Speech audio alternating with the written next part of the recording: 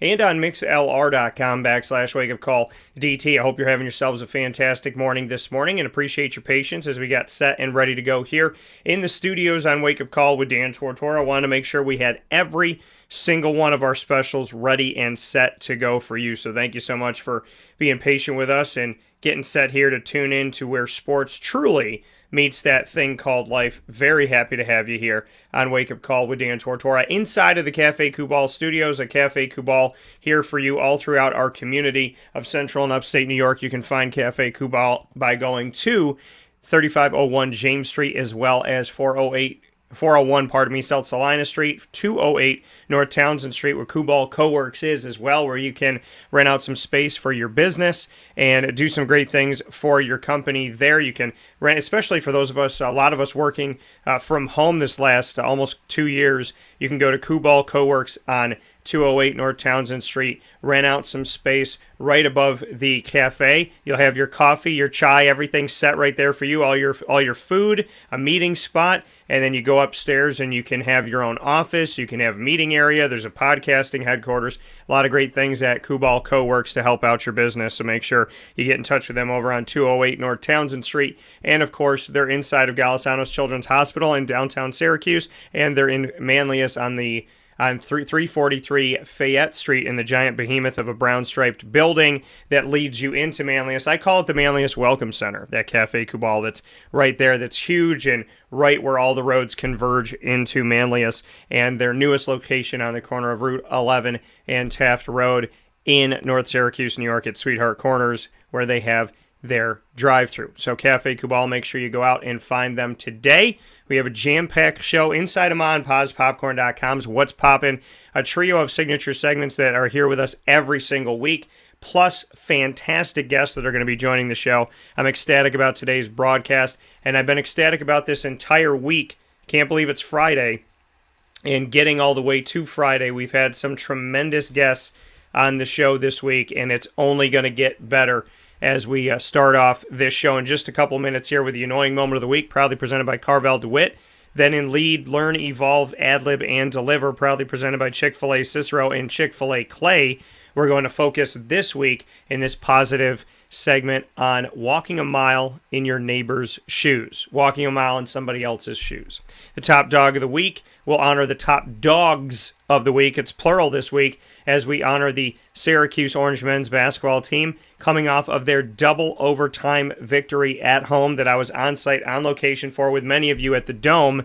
We have the opportunity to speak with Jim Boeheim, as well as Cole Swider, Joe Girard III, Frank Anselem, and Jesse Edwards. My one-on-one conversations with each of those gentlemen coming off of their double overtime victory in the Dome over Indiana in the Big Ten ACC Challenge will be coming up at 10 a.m. Eastern Time as we proudly announce them as the top dogs of the week, presented by K9 Camp Dog Daycare and K9 Kampground Dog Boarding.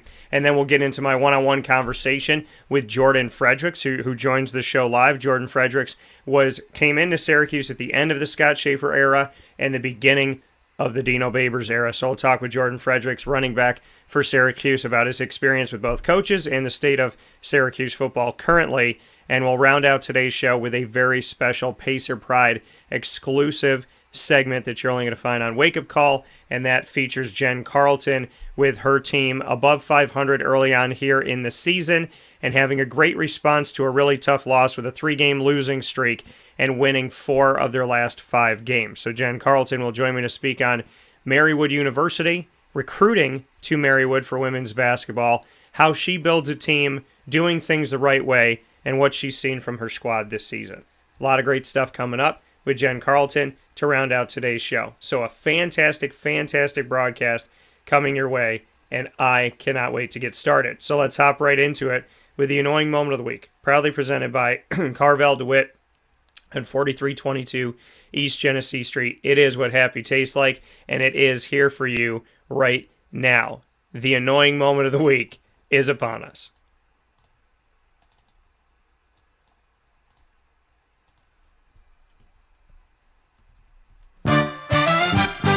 Dan Tortora proudly brings you... Is that for real? Are you kidding me?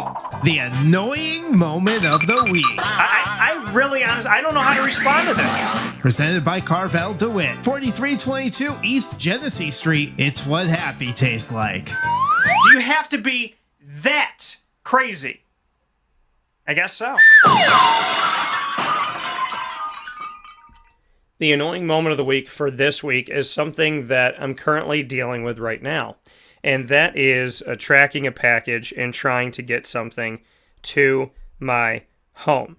So that being said, being in this situation and trying to figure this out, you know, when you have a package being sent to you, listen, I understand keeping things safe. I get that and I respect that tremendously. The fact that, you know, sometimes when something comes to your house, you have to sign for it. Well, this one I have to sign for.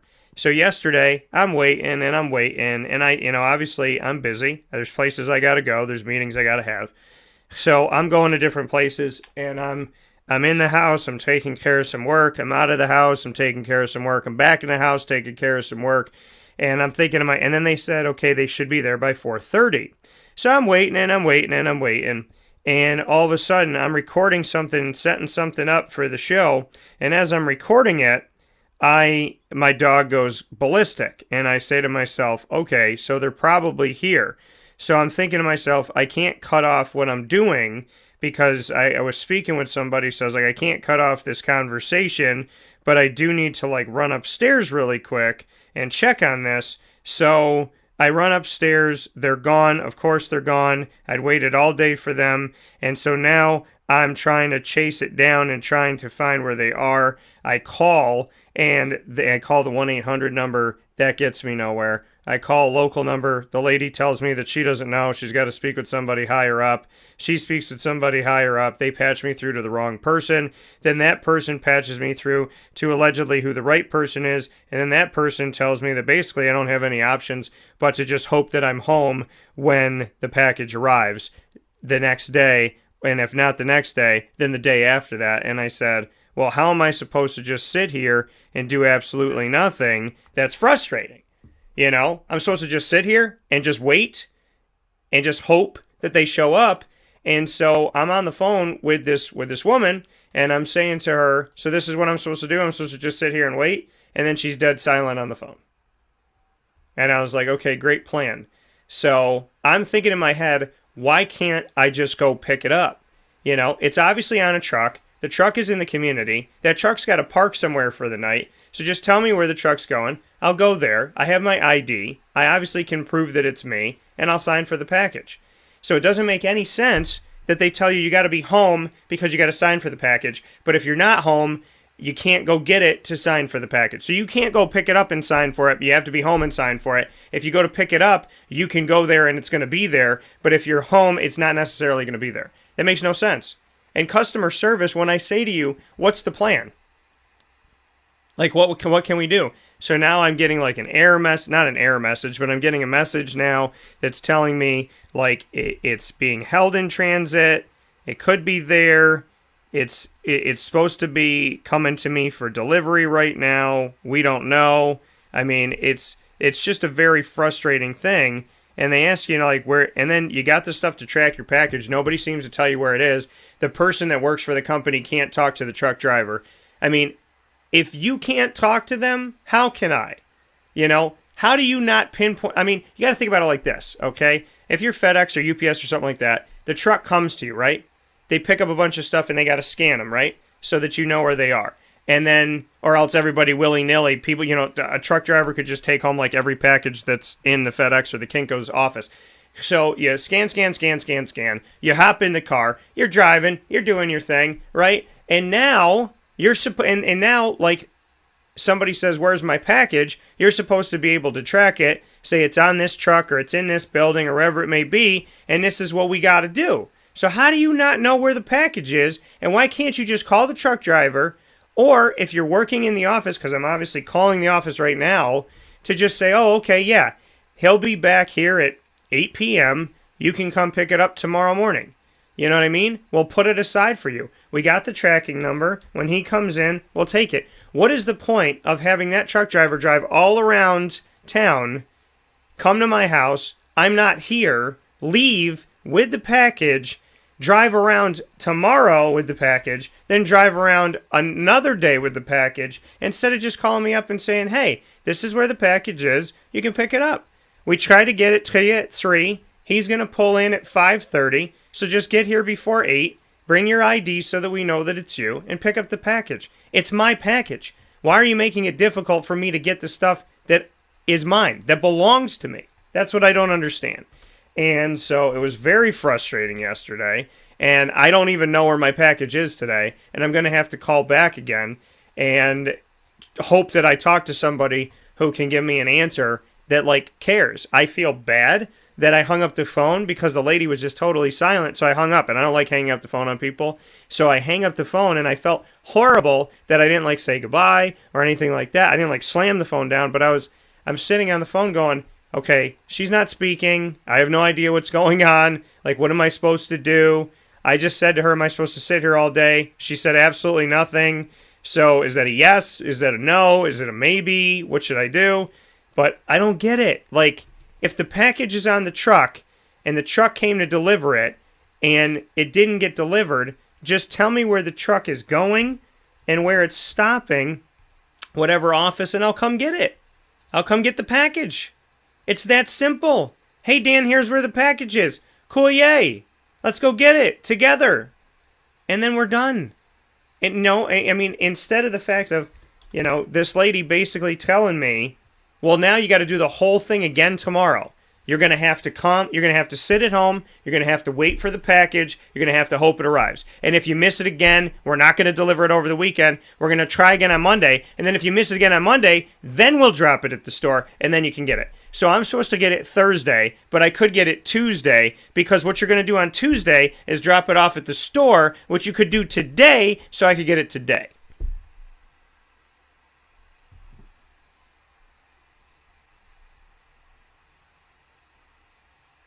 Making some sense of that, I can't.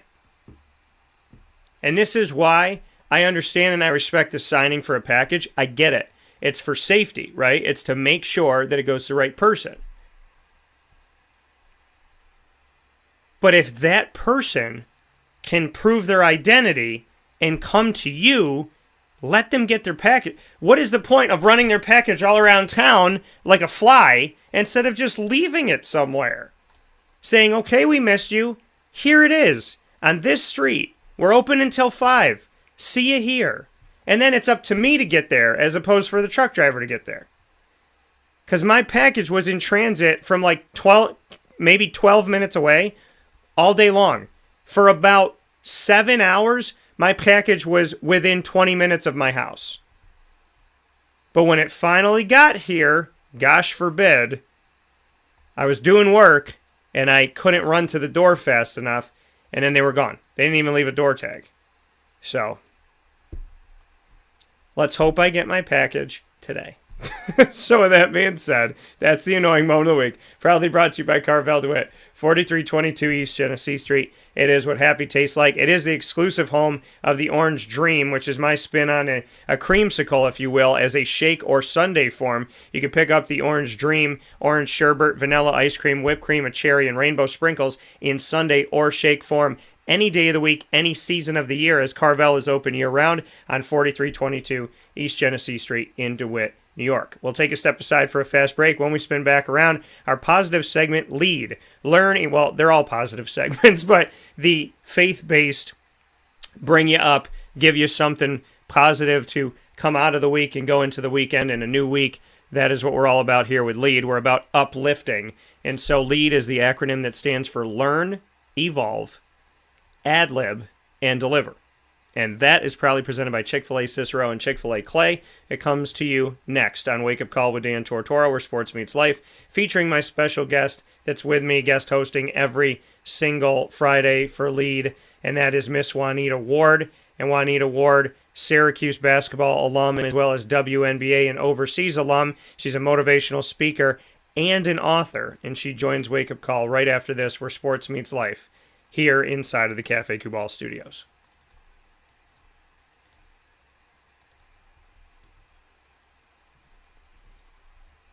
Carvel DeWitt, it's what happy tastes like. Do you know why? Because we make ice cream. Creamy, rich, flavorful ice cream. Not yogurt or iced milk like some of our competitors. Ice cream. Fresh, by hand, daily. For the calorie conscious, we have something new for you. Our new Carvelite. Same great flavor, creaminess, and texture of our regular ice cream with only 35 calories an ounce. So whether you want an ice cream cake, flying saucer, dasher, carvalanche, hard or soft ice cream, we will satisfy your craving with our fresh, handmade regular or new Carvelite ice cream. Carvel DeWitt. It's what happy tastes like.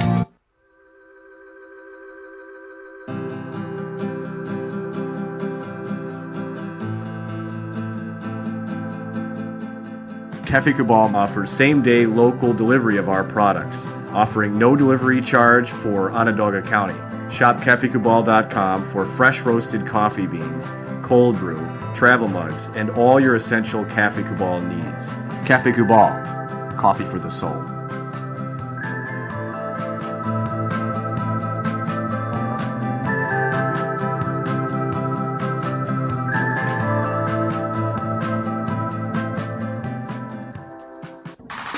The Wildcat Sports Pub in Camillus, New York is located on 3680 Milton Avenue in the Home Depot Plaza. It is your family-friendly sports bar and restaurant. Folks, some sports bars aren't family-friendly. Some family-friendly restaurants are not sports bars. The Wildcat Sports Pub in Camillus, New York is proud to be both. It is that marriage that you've been looking for years. The Wildcat Sports Pub is your home base for your sports bar and restaurant needs, games for the kids, indoor and outdoor activities, and enough things on the menu to come back every single week and get to try something new. They're open Sundays from noon to 8 p.m., Monday through Wednesday, 11 a.m. to 11 p.m., and Thursday through Saturday from 11 a.m. to midnight. For reservations and party information, call 315-487-2222 for the Wildcat family-friendly sports pub and restaurant.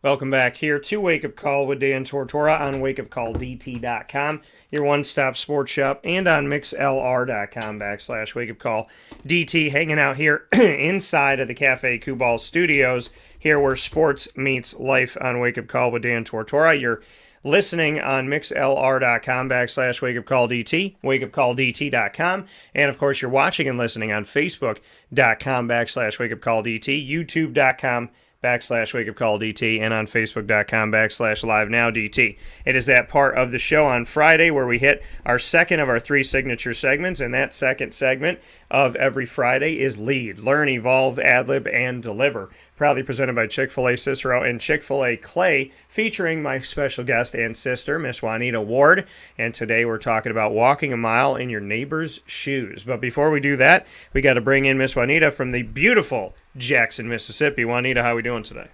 Hey, Dan, how are you? Doing very well. And Juanita, first and foremost, happy Turkey Day again. I hope that Thanksgiving was good for you. I hope that it bore a lot of fruit, and I hope you got to spend some time with some loved ones and really reflect on what you appreciate the most. Dan, Thanksgiving was incredible, and once again, happy Thanksgiving to you and your family as well, too, and all of our listeners, if we didn't have an opportunity to really tell them that. But Thanksgiving was incredible, man. Spent some time with family.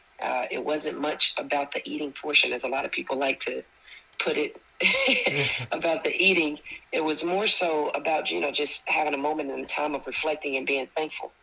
Oftentimes we don't have that opportunity to sit back and just, be grateful. So much is passing us by in life, and it was an awesome opportunity to just sit back, reflect, and just take in all the love and just be around, family and friends that actually care and believe in the vision. And most importantly, that believes in the vision of, where you're going and what you're doing in life. And so it was very, very, joyful to be around family. We ate good, but the most important thing was we had time to spend with the family and just reflect and just laugh and joke and, just sit back and chill. Yeah, and that's the thing, to just relax. I mean, it was funny. This Thanksgiving, to me, it was different.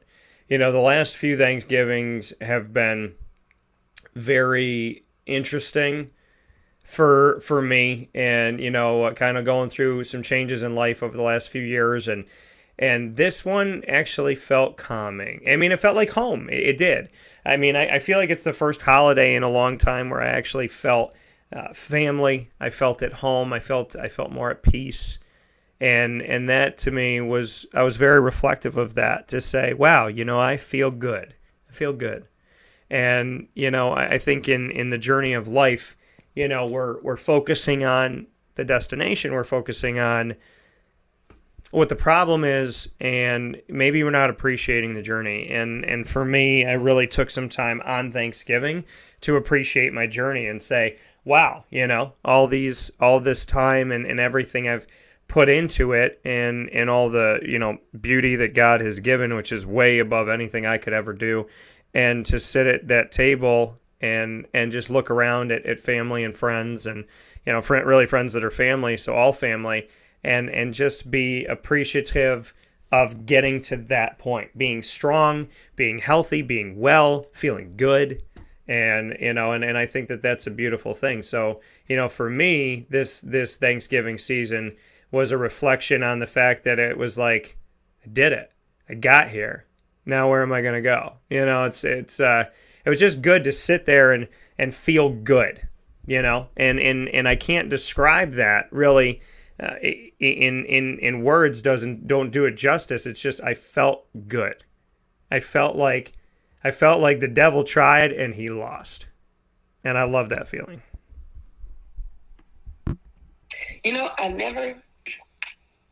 Well, let me say it like this. I love when we have these holidays. But I never understand, Dan. Let me just be honest with you, man. Because we always have just like open conversations. So I never understand why when November hits, it's like something clicks in everybody's mind across the whole entire globe. That, I'm supposed to start being cheerful. I'm supposed to start giving more. I'm supposed to be as humble as I possibly can.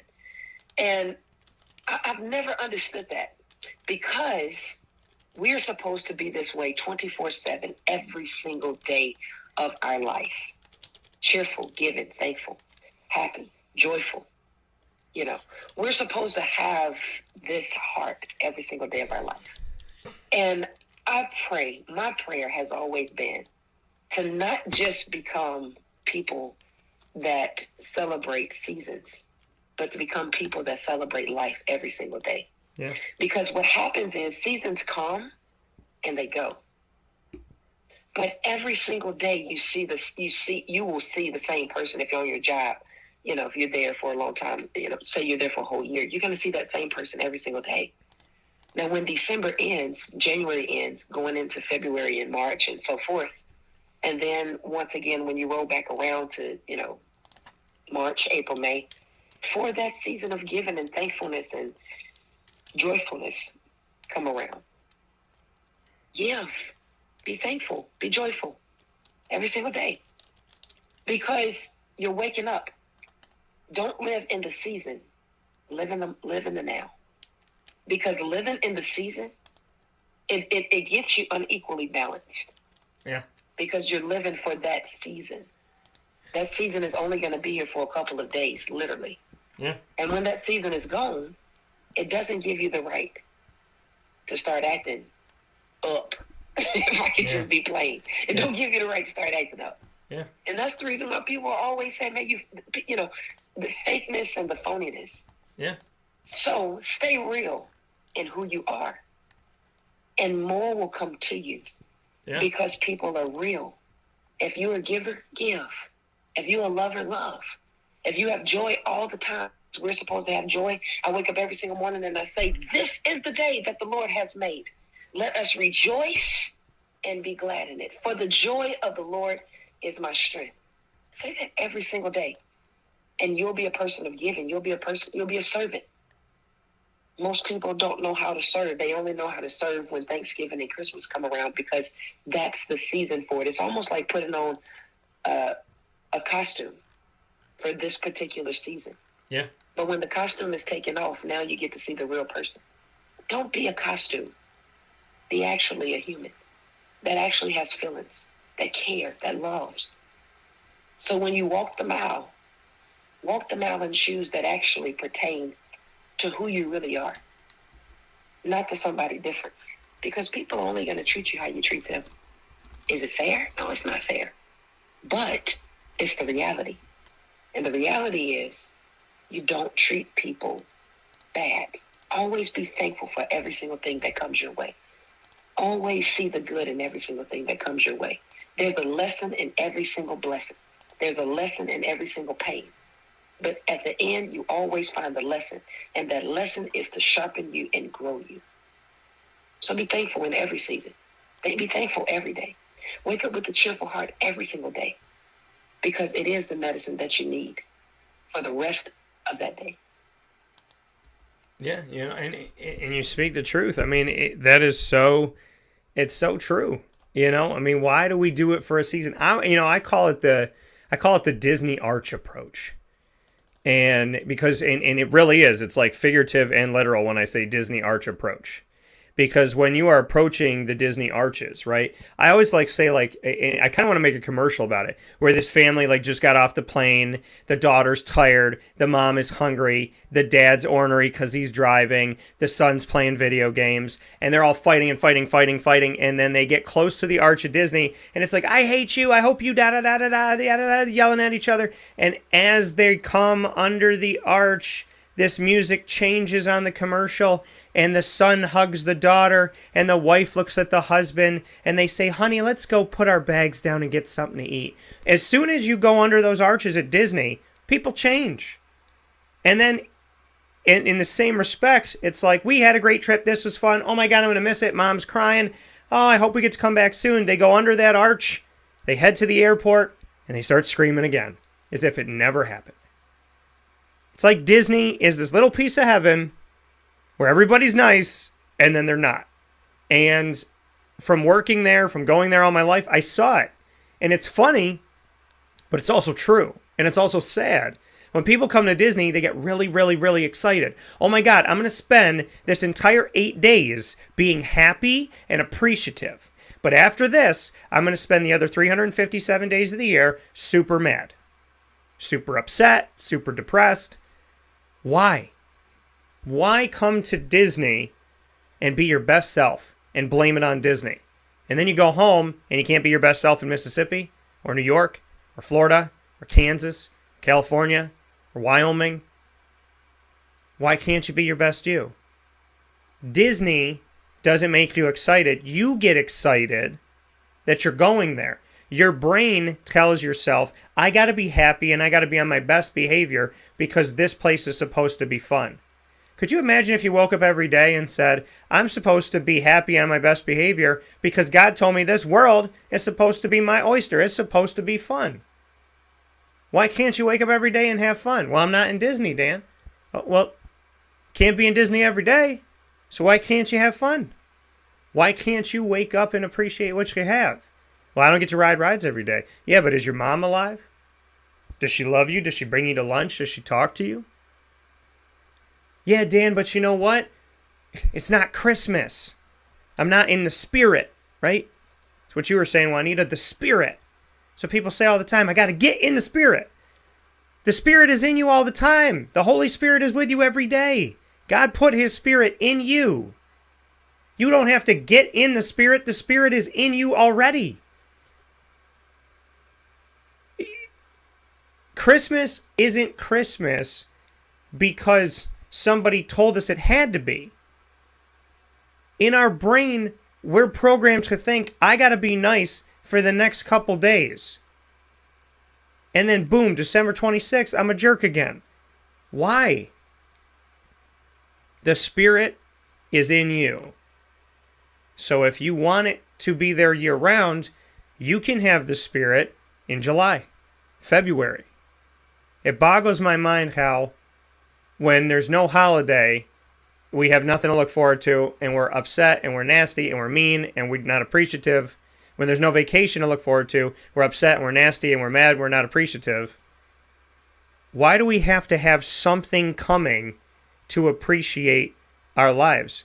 If we're always looking for what's on the horizon, we're going to miss the entire journey to get there. And before we know it, we're going to be on our last horizon and it's going to be over. Dan, you make a great point. Why do we always have to have something coming in order to be happy or get in the spirit or be happy? Or why do we always have to have something coming in order to get the understanding? That's a great point that you make. A very, very great point. And it's so amazing that that is the reality and that's the truth. I mean, the analogy that you gave was incredible. It was awesome. About Disney. Incredibly awesome. People get happy for that one day, and then once they leave there, they're all back upset, mad, fussing, cussing, doing all the stuff that they do. And then the next day, they come to a specific place on church that Sunday, and all of a sudden they're happy. But then Monday, Tuesday, Wednesday, Thursday, Friday, Saturday, they're back doing whatever it is that they want to do. That's the reality, right? That's the reality that happens in the world. And so what we're doing is just speaking the truth, because we cannot speak the truth if we don't live the truth. So I can't tell somebody something on how to clean themselves up if I don't do it myself. That's pointing the finger at someone. And there's actually 3 fingers pointing back at you when you point the finger at somebody, but 3 will point back at you. And so what are we saying? We're not saying that it's okay for you to be the way that you are the other days of the year. It's not. So the spirit of Christmas, you shouldn't have to get into something in order to be who you really are. We really have some actors that Hollywood needs to come and check out. Right? Yeah. We really do. And they're just regular common. But the thing is this. Be the person that God has created you to be every single day of your life. Don't try to be someone else. Don't try to be in somebody else's shoes, in somebody else's situation, because sometimes when we see these commercials of Christmas on TV, and it's amazing how advertisement is ran. Advertisement really controls the emotions of some people, right? Yeah. It's just like it is kids. When you see certain shows on TV, certain cartoons on TV, it gets the attention of the children. It gets the attention of that child. The child becomes more in tune to that particular way of saying things. Maybe it's the high pitch in the voice, or maybe it's the music, the melody that's going on that really gets that child's attention. And maybe it's a commercial that comes across the screen that really gets that child attention. And so now what's on the screen teaches you how to act in life, because you watch so much of what's on the screen, and the screen tells you, okay, these are the seasons that we're coming in. And because people watch so much of TV, they don't have time to really control their emotions. So they're off chemically. Their chemical balance in their body is off because they're so controlled by what is happening on the television. And so quite frankly, what we're saying is just this. Be joyful, be happy, be thankful, be cheerful every single day, 365 days of your life, because every single day has something in it. Every single day is not promised. Some people didn't wake up. We happen to wake up in this day. That means that we have purpose. That means that if we do go through some pain, we still will have purpose and a lesson in that. And that means that when we do encounter blessings and opportunities and overflow, we will have a lesson and we'll grow from that. So at the end of the day, take every single thing that's happening now. Don't just allow it to be the spirit of, but allow it to be within and who you are every single day of your life. That way, when it's time to walk that mile, you're walking that now because you're walking in the identity that you were created to be from the very beginning. You're walking in who you are, not who someone has told you that you are, but who you are. You're walking in that and not walking in an identity that you don't know. And so that's the reason why you keep changing these clothes and you keep changing this makeup, or you keep changing the haircut, or you keep trying to fit into something that is not fittable. You can't fit into a small hole when you're supposed to be in a big old door. Just because you have a hole there and you have people that you associate with that you like, that you have similarities, and you think that's where you're supposed to be, but there's something inside of you that says, That's not it. And then when you go over to this big old door, you're afraid because you're going, oh my gosh, the opportunity is so great. But I don't want to walk through that door because it frightens me because the opportunity is so great.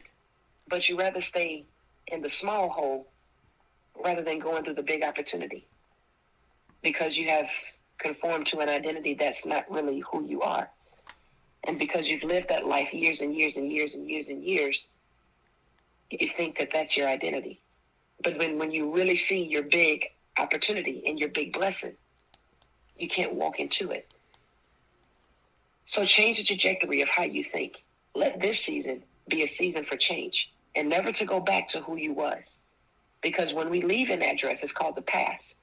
You have to keep moving forward in order to see where you're supposed to go and where you're going to go. That's the reason why the future is going to be greater than where you are now. Your latter will be greater than your former. But you got to keep going forward. You got to keep believing. You got to keep your perspective of where you're trying to go ahead of you. I've never seen someone walk backwards trying to go forward. They'll end up bumping into something because you don't have eyes in the back of your head. They're in the front of your head because your future is much brighter. And your future, it's already been planned. It has a plan and a strategy. That's what God said. For I know the plans that I have for you, thus says the Lord, plans of good and not of evil to give you a future and a hope. So what do we look forward to? We look forward to what we cannot see because we believe that our future is going to be greater than where we are right now. Yeah. So it's good that we don't run. It's great that we don't speed to get there, because if we run to get there and we speed to get there, then we're going to miss the process in the middle. It's a great thing that we walk, because every single step that you take along this journey, there's something that you need to learn. In order to get to your final destination, you have to go through the process. You have to go through the making. You have to go through the shaping. In order to rise, you got to have all the ingredients. Ingredients to success. Ingredients to success. Faith, love, humility, charity, kindness, generosity, humbleness, comedy, appreciation, reverence. So many things that we have to have. They're ingredients to success. And you find them along the way. And you find them in sometimes the most unthought of places, surprising you. And it happens when we, a lot of times beauty happens, mystery in the most incredible of ways comes when we walk a mile in somebody else's shoes. And what do we mean by that? What do I mean to walk a mile in someone else's shoes? It means to try and understand. Anytime I get upset about something or something bothers me, if I'm talking with somebody and I say, okay, well, they said this or they did this and this bothers me. This is how this is how I check myself. This is how I check and balance and say, am I overreacting? Am I worrying about nothing? Or is this something important? I flip it. And I say, if I did this to them, if I said this to them, would I feel that they would be upset? Somebody could say, well, who cares that I missed, my girlfriend's daughter's recital? It's a recital. She's 4. She'll have 1 million of them. But then you go and, you flip it around and say, okay, what if I had a son or a daughter and I was dating somebody and they missed it and they had the mentality of, well, who cares? Well, now I'm thinking, you don't care about my kid. You don't care about my kid. You don't care about me. And now all of a sudden it makes sense. It clicks. I always check myself that way. Wow, would I want somebody to do this to me? If the answer is no, then don't do it. Walk a mile in somebody else's shoes. It goes to something else with that too. Try to understand. Seek to understand and not so much to be understood. We always talk to people, and probably better said, we talk at people. I always say I'm very purposeful when I say things here on Wake Up Call with Dan Tortora and with anything I do. I say I talk with you. Not to you and not at you. I talk with you. We talk together. Because this is a conversation. It's not a dictatorship. And I think a lot of times when we're talking to someone or at somebody, We want them to understand us. Why don't you get it? Why don't you get me? Why don't you understand me? Please understand what I'm saying. I'm important. Me, me, me, me, me. Why don't you get me? Why don't you understand me? But are you seeking to understand them? Are you seeking to know them? Somebody, you might be saying something you think in your head is so easy to understand, but that person's not picking up what you're giving them. They're not picking it up. Not because they don't care, not because they're a mean person, but they don't understand.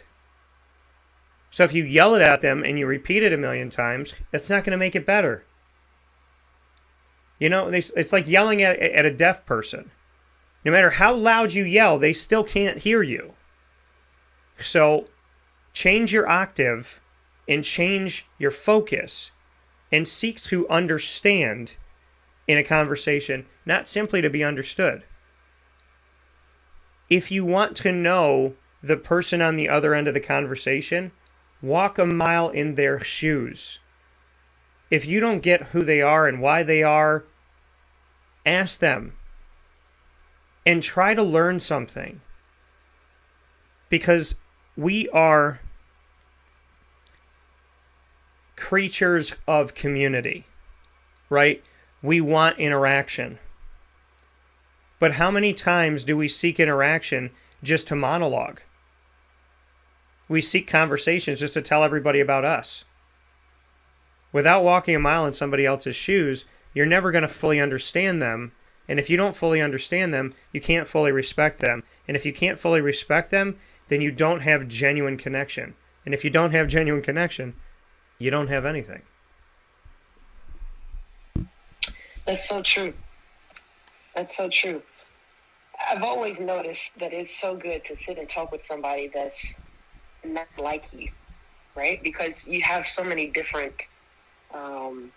if you will, ideas and opinions that come forth through the conversation. So, right? So I like to talk to little kids or little children, like my nieces and nephews, okay? I talk to my nieces and nephews when they come home from school, and at such a young age, it's so fascinating what they actually go through and what they tell you of what's happening at school as they're going to school. And talking with them, you can hear their sincerity. You can hear their approach of what how they're trying to explain what they're saying. You can hear their excitement in the voice. And you can also hear their emotion of how certain things made them feel. And the facial expression is quite remarkable, because looking at them and listening to them, the body language is speaking a message, as well as their facial expression is speaking a message, as well as the words that are coming from their mouth is speaking a message. It's so incredible to actually hear them speak and to see how they articulate every single thing that they're trying to say. It's amazing, because they have a story within a story, and they're trying to tell what they actually, what's actually happening, their experience that they're experiencing at school at that particular moment, and they're trying to relive what happened hours later. And it's quite remarkable, because here's the thing, a funny note. You don't get the full story, right? Like you get bits and pieces, and then they'll start talking about, some Disney character. They'll start talking about, something else, right? And it's like, seriously? And just to hear them go from here to there to here to there, so many different levels of the conversation, so many different body language in the conversation, that it becomes a random conversation. And I start to think, though, Dan, that's actually how certain things happen in life when you're talking to different people. You start to hear so many different conversations inside the conversation, and you start to look at the body language, because you're listening to the way that they talk, and you're hearing the reality, but then all of a sudden you get, something else. What do we do in life when life hits? You can't say that you want to help somebody, but not actually want to go the extra mile of long suffering to help them. You can't actually say that you want to be kind to somebody when you don't go the extra mile to be kind. You can't say that you want to love them when you don't go the extra mile to love them through the good and the bad. You can't go the extra mile to be patient with someone when you don't want to sit and listen. So when you ask somebody, how are they doing? It's not rhetorical. It shouldn't be. It should actually be a question. You know what I mean, Dan? Like when people are walking, right? Yeah. And you're just walking down the street. And, you know, you're walking past someone, and they're like, hey, how you doing? They're like, I'm doing good. And they keep moving. Yeah. It's like, wait, that wasn't rhetorical. Like, Yeah. I really want to know how you were doing. You know, or else, you know, I would just prefer, like, just give the head nod. Just throw the head up in the air and keep it moving, right? Instead of literally asking, how you doing? Yeah. I mean, there's certain things that has to change, that should change. Because when you ask a question, you actually want to know. So in reality, walking a mile in someone else's shoes can teach you so much. But don't step into those shoes if you're not actually willing to have long suffering, have kindness, have patience, be loving, celebrate them, be joyful for them, cry with them, pray for them. Not Preying, own them, but Praying, praying for them. Because some people will step into your shoes just to get your information so they can run and tell it to everybody else. So you have to be careful of deceiving and conniving. Yeah. But you have to be focused on what's really the truth. Walking a mile in someone else's shoes can help you, but then sometimes it can hurt you because you ain't really supposed to be there. So, Dan, I appreciate this conversation today. I appreciate you, sharing this platform to drop nuggets. And I appreciate every single listener that's been on this live with us. And I pray, my prayer is this, that you've taken something from the conversation today to help move you, to help motivate you, to help encourage you, to help enlighten you. Most importantly, to help enlighten you. Because the reality is we don't talk real anymore. And the real that we talk is a sugarcoat real that actually hurts people's feelings. Because communication is not so common anymore. So when we're actually having a conversation, people can feel the love in what we're saying because it's coming from a place of help. It's coming from a place of love. It's coming from a place of long suffering and kindness and patience and gentleness. It's coming from a place of understanding, not a place of condemning. Yeah. We don't have the right to condemn anybody because everybody is in the growth process. Even myself is in the growth process. But when you learn something, you teach what you learn because each one teach one and they learn through somebody else's lesson. The only way we can understand 2 + 2 = 4 is we got to be taught that 2 + 2 = 4. If I don't know how to get 4 from 2 + 2, how can I teach somebody else how to add to get 2 + 2? So what am I saying? Take the time to reflect. Take the time to assess. And in the process of assessing who you are, you can help somebody become who they're supposed to be. Dan, I appreciate this so much. I absolutely adore you and love you, man. Your family. I treat you just like you're my brother, man. Nothing else can separate that. So I need you to know that. You're my brother. And I love you. And I appreciate the platform. As I say it all the time, you got to believe in yourself. And believing in yourself causes you to help somebody else. You can't wake up and say, I won't be successful or I'll never be. You got to wake up and say, I will succeed. Yeah. You got to declare that. You got to decree that. Because if you actually believe it, you're actually going to succeed. You don't do stuff that you don't believe in. You do stuff because you believe that you can before you could. So believe I can. Believe I will. Believe succeed. Because you will. And I love you so much. Thank you so much, Dan, for having me on the show. I love you too, sis, and thank you for all that you bring to my life every day. You always come on time, so I appreciate that, and I'll look forward to talking with you soon. Take care, Dan. Take care. That coming from Miss Juanita Ward here on Wake Up Call with Dan Tortora, where sports meets that thing called life. We'll be back right after this fast break. Walk a mile in somebody else's shoes. Get comfortable being uncomfortable. It's uncomfortable being in somebody else's shoes, probably. They may be too big or they're going to be too small. They might be worn out. They might not be broken in, right? Walking a mile in somebody else's shoes is uncomfortable. But you got to get comfortably uncomfortable to understand that you are not the only person on this planet. You are not the only story being written right now. You are not the only kid that God has. So, remember at the dinner table to share so everybody can eat. Let's take a step aside for a fast break inside of the Cafe Cubal Studios. Wake Up Call with Dan Tortora very thankfully every single week brings you Lead with Juanita Ward, my awesome and tremendous host and sister. Learn, evolve, ad-lib, and deliver. Proudly brought to you by the fantastic people that have the peppermint chip shake for a limited time. Go out and get it every day. Appreciate every moment.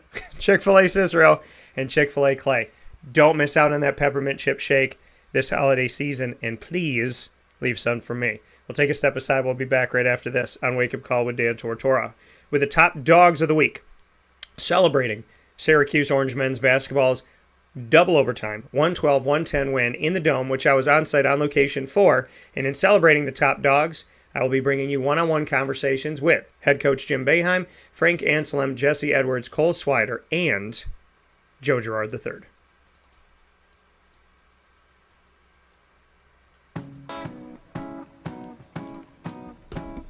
In these unique times, there are those in our community that give us a sense of normalcy and positivity. Pizza Man on 50 Oswego Street in Baldwinsville has been here for you for over 35 years and is here now. Call 315-638-1234 or order online at pizzamanbville.com to bring those familiar tastes into your home. And remember to come see our monthly on-site broadcasts centered around the community and our Baldwinsville Bees. Pizza Man in Baldwinsville. Any way you slice it, they are always here for you.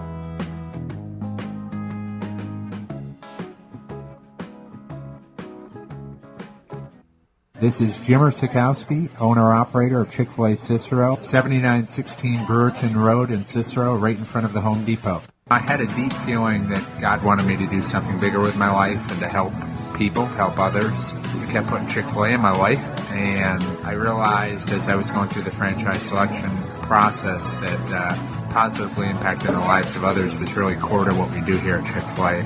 First of all, it starts with the food. The food is brought in fresh daily. We bring in local produce. We prepare to order in the kitchen. We hand bread our chicken. We hand spin our milkshakes. It's great food. It doesn't taste like fast food. I think the second thing is the way people feel when they come in a Chick-fil-A restaurant. It's different. We try to treat people with intentional kindness here, which is very different and deeper than good customer service. And so I think it feels remarkable for most people to come in a Chick-fil-A restaurant. And then lastly, the impact that we try to have in the community is very different. It's a big part of the expectation of every operator of a Chick-fil-A restaurant is that they're actively engaged in their community, they're a leader in the community, and they're making a difference. When they realize that what we're striving to do is to shine a little light in their life, that's a very, very different experience than you will have in any other quick service restaurant. And it's that remarkable experience that I think people will emotionally connect with.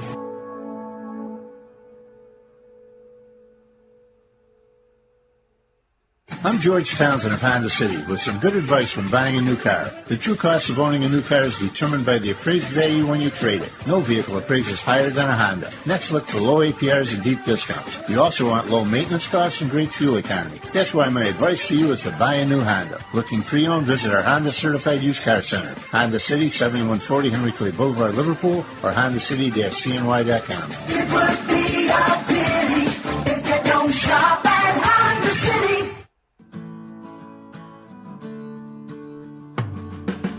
Our corporate purpose at Chick-fil-A is to glorify God by being faithful stewards of all that's entrusted to us and to positively influence all those who come in contact with Chick-fil-A. And what became increasingly clear from our success in Cicero is that people love Chick-fil-A. And also I think we recognized that, we had a great opportunity to grow the brand and grow our platform. I felt incredibly grateful when I was selected to be a Chick-fil-A operator. I think what it's meant for me, what I've come to realize on a very deep level is that this is a calling for me. It's not a career. It's not a job. The Lord called me to be a Chick-fil-A operator and to use these restaurants to glorify Him and to positively influence other people. I'm blessed. I'm very blessed.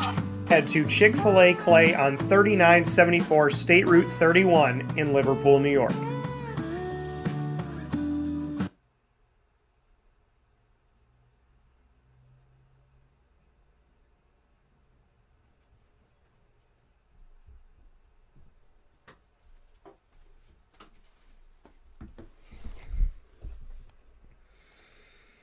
Welcome back here to Wake Up Call with Dan Tortora on wakeupcalldt.com, your one-stop sports shop, and on mixlr.com/wakeupcalldt from inside of the Cafe Kubal studios. You're also watching and listening on youtube.com/wakeupcalldt, facebook.com/wakeupcalldt, and facebook.com/livenowdt, all inside of those Cafe Kubal studios. 3501 James Street, 208 North Townsend Street, 401 South Salina Street in Syracuse, as well as inside of Golisano's Children's Hospital in downtown Syracuse, on 343 Fayette Street in Manlius, New York, in their giant behemoth of a brown-striped building welcoming you into Manlius, and on the corner of Route 11 and Taft Road at Sweetheart Corners in North Syracuse in their drive-through location that has indoor dining as well at Cafe Kubal. So make sure you find your way over there today.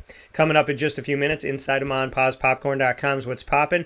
We'll have Jordan Fredericks, but not before we honor our top dogs of the week, plural this week, top dogs of the week on Wake Up Call with Dan Tortora.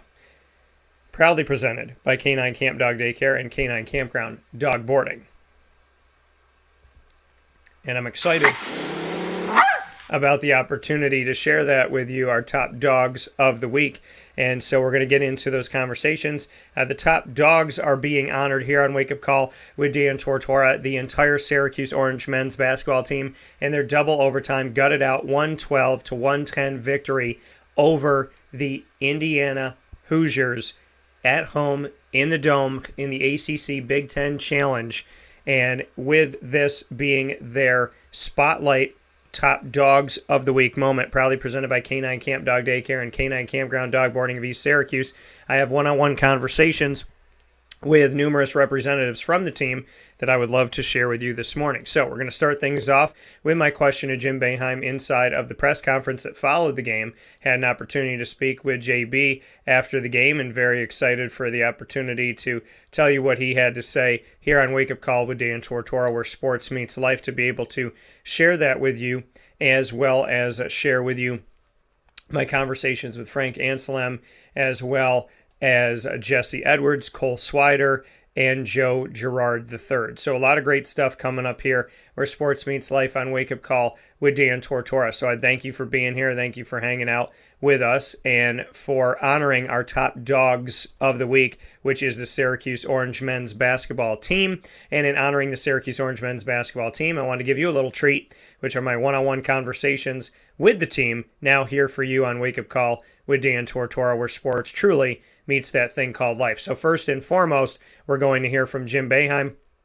When I had the opportunity to speak with him on the maturation process of Jesse Edwards, as well as Frank Anselem, his two bigs that came up big in this game to help lead the team to victory. And this is what Jim Boeheim had to say about his big men when I asked him the question following the game. Jim, can you speak to the maturation of Jesse Edwards and Frank and just overall this season so far? Yeah, I think Jesse's been great. He's got 5 steals, 3 blocks. He's just kind of getting better all the time. Can't say enough about him. And as far as Frank, just what you could say about where he's at? Yeah, he's defensively, he's got to help us. He's just not helping us. So Jim being very clear about the fact that they have to keep going, they got to keep helping, and that Frank has to keep helping them moving forward here and in this season, early on in this season. Remember, Syracuse just a few games in I know that when they lose, fans get excited. When they lose, fans get sad. When they win, fans go crazy. And then fans forget that it's the beginning of the season and it takes time. So with that being said, as we mature and take time here, one of the new faces on the team, Cole Swider, and I had the opportunity to speak with one another. He has been on the show since he made his decision to come into Syracuse. He came from Villanova. When he transferred in, he came on to Wake Up Call immediately and did a long extended special with me that you can find. And I can, of course, share that this week as well, but he's a long extended special that we did, which was really awesome. So you can check him out on there. Speaking of Cole Swider, and all you have to do is go to wakeupcalldt.podbean.com, and you can type in Cole Swider, and you'll find our special there. I'll also share it as well so that you can get to it. But an awesome, awesome thing. We've been talking since he made that decision to come to Syracuse, and now we continue the conversation as him and I spoke after this 112-110 overtime, double overtime victory over Indiana in the ACC Big Ten Challenge. And this is what Cole had to say when we had the opportunity to catch up with each other after the game.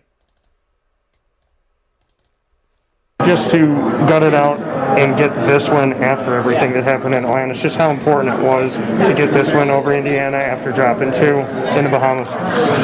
Yeah, it was huge, man. I think we had a sense of urgency. You know what I mean? We got out to a fast start and obviously a big halftime lead. But we knew Indiana was a really good team. We knew they were going to keep fighting, and obviously they made their run. They made their run early, and it was tied by the 10-minute mark. You know what I mean? So it took a lot. You know what I mean? Losing 2 starters to fouling out, and obviously they lost 2 starters fouling out as well. So we found a way. That's all we can ask for. And obviously, Buddy, Jimmy, and Joe made they made huge plays for us to win. So obviously, I'm just thankful and blessed to have teammates like that who stepped up when I didn't have the best game and I fouled out. To look back at Jesse Edwards and just what he's been able to do, I spoke with him about how he seems to look more comfortable on offense. I know you weren't here last season, but he's almost a couple plays ahead of himself. That when he catches the ball, he kind of knows where he's at, knows he can go off the glass, knows how to turn around. Are you seeing him kind of be more agile as time goes on, and almost he seems to be able to anticipate things a little bit better now? Yeah, Jesse's playing great. I think Jesse puts in a lot of work. Like I said, he spent an extra time with Griff, and he spent an extra time with us, and he's just getting more comfortable playing with us. You know what I mean? Obviously, he put on a lot of weight. He spent a lot of time in, and I think he's just gotten better as the season's gone on so far. So he's a big part of our team. I tell him that every single day. And for us to be good, we're going to need him to play well. We're going to need all of our starters to play well. We're going to need obviously the whole team to play well. You know what I mean? We're a team that is very reliant on our starting 5, obviously, because Boeheim plays a lot of his starting 5. But we need everyone to contribute like Frank did tonight, and obviously Jesse's been a big part of our win so far. And Frank down the stretch goes 4 for 4 at the charity stripe. And not only that, in order to get to the line on one of those plays, he ran down a defensive rebound at 6'10" as if he was a point guard that was 6 feet tall. I mean, just what you could say about his speed to the ball and his wherewithal, because for a big man, you don't expect that as much as you expect it from a guard.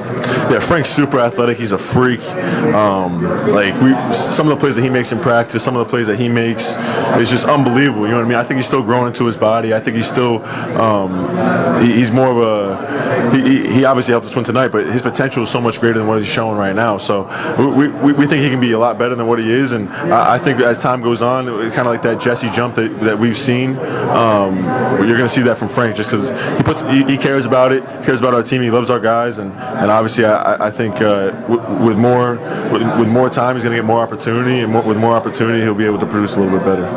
We know that you can shoot. When you have slumps and you have those moments, what do you attribute that to? I attribute my slumps to? Yeah.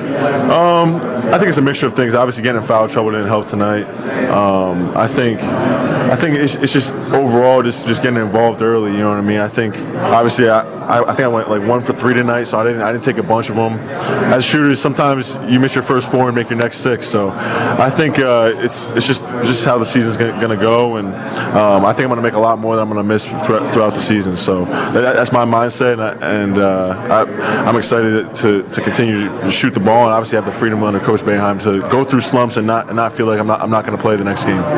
Joe Girard at the end there to attack the basket. Is that kind of what the play was? Was that the hope that once he had the ball in his hands in double overtime for him to try and get to the rim and get fouled? I mean, obviously he came up with the big free throws, but was that the plan was to get it to him and let him drive, or whoever had the ball to drive at that point?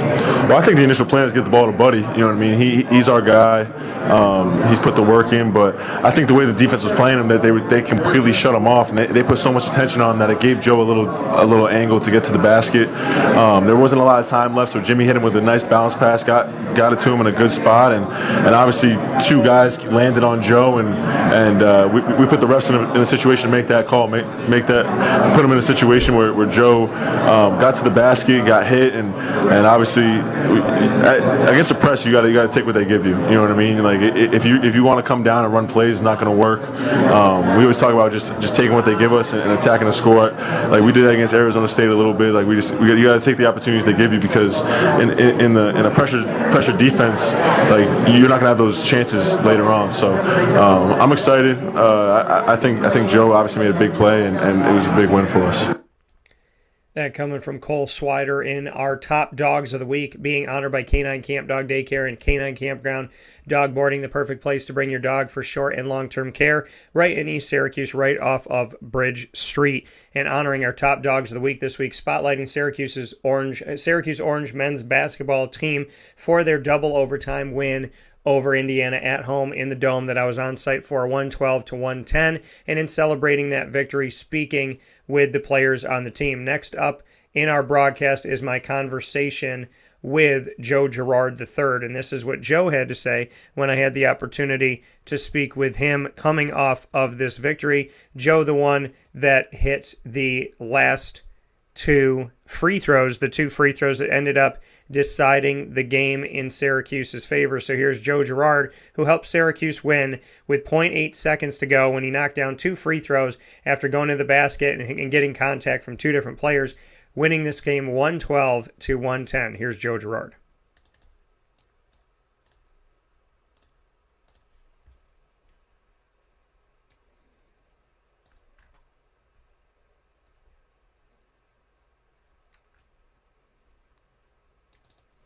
End of the game, ball's in your hands. I was talking to Cole about it, and he said that originally it was to go to Buddy, yep. And then Jimmy was able to hit you with the bounce pass. Just bring me into that final drive that you had. I mean, I'm always confident in myself, always confident in my game. I've been taking kind of big shots, like I said, my whole life, just based off of where I went to high school and stuff.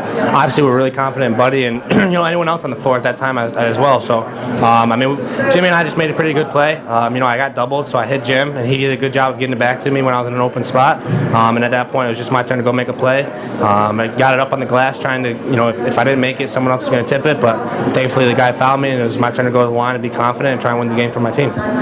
We don't talk about it enough, but what's kind of your process at the charity stripe when the game is on the line with 0.8 seconds like that? Yeah, I mean, like I said, you're lying if you're not thinking about it.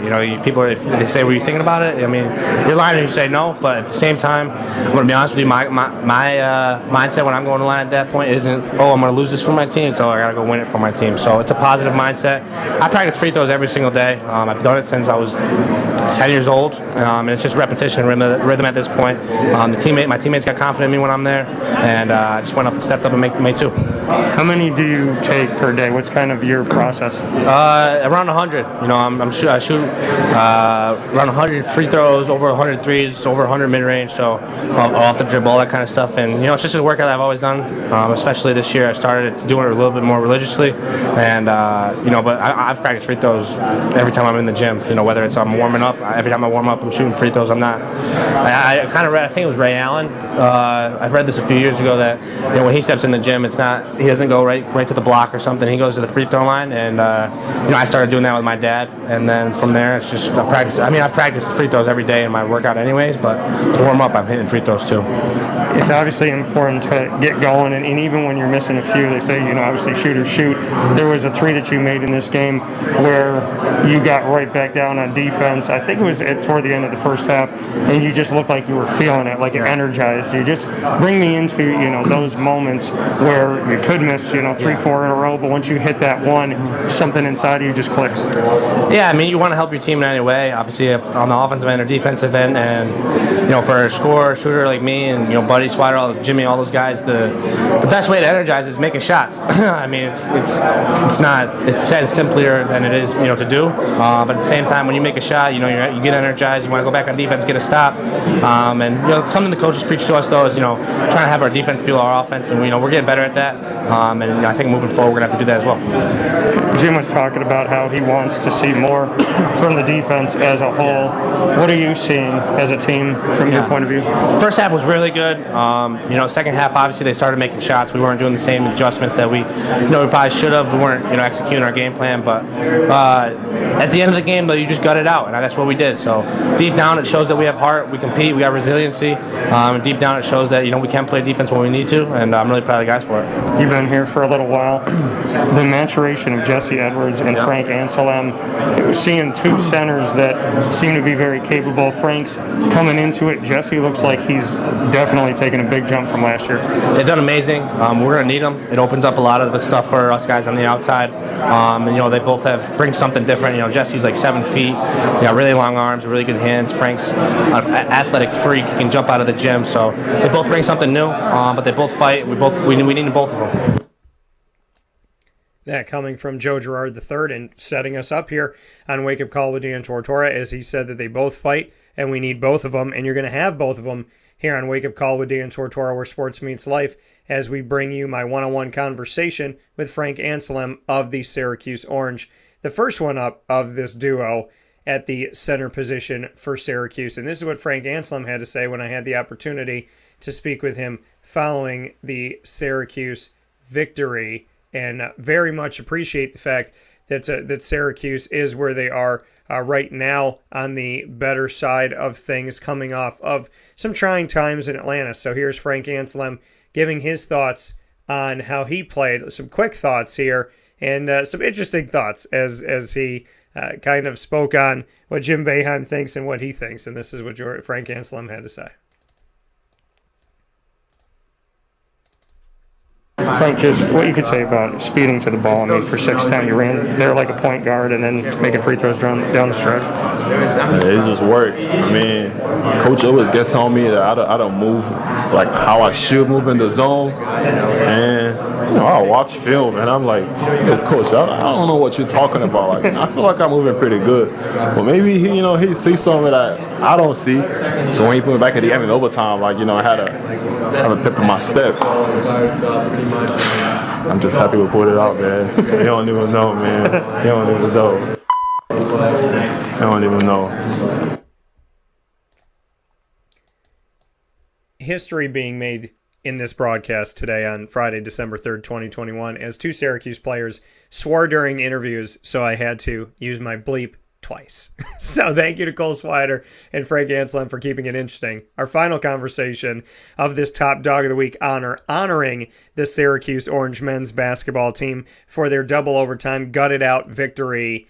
Show some heart against the Indiana Hoosiers in the ACC Big Ten Challenge. Final conversation is with Jesse Edwards, the starting center for the Orange, and this is what Jesse had to say when we had the opportunity to speak with one another following the victory at home over Indiana. Here is Mr.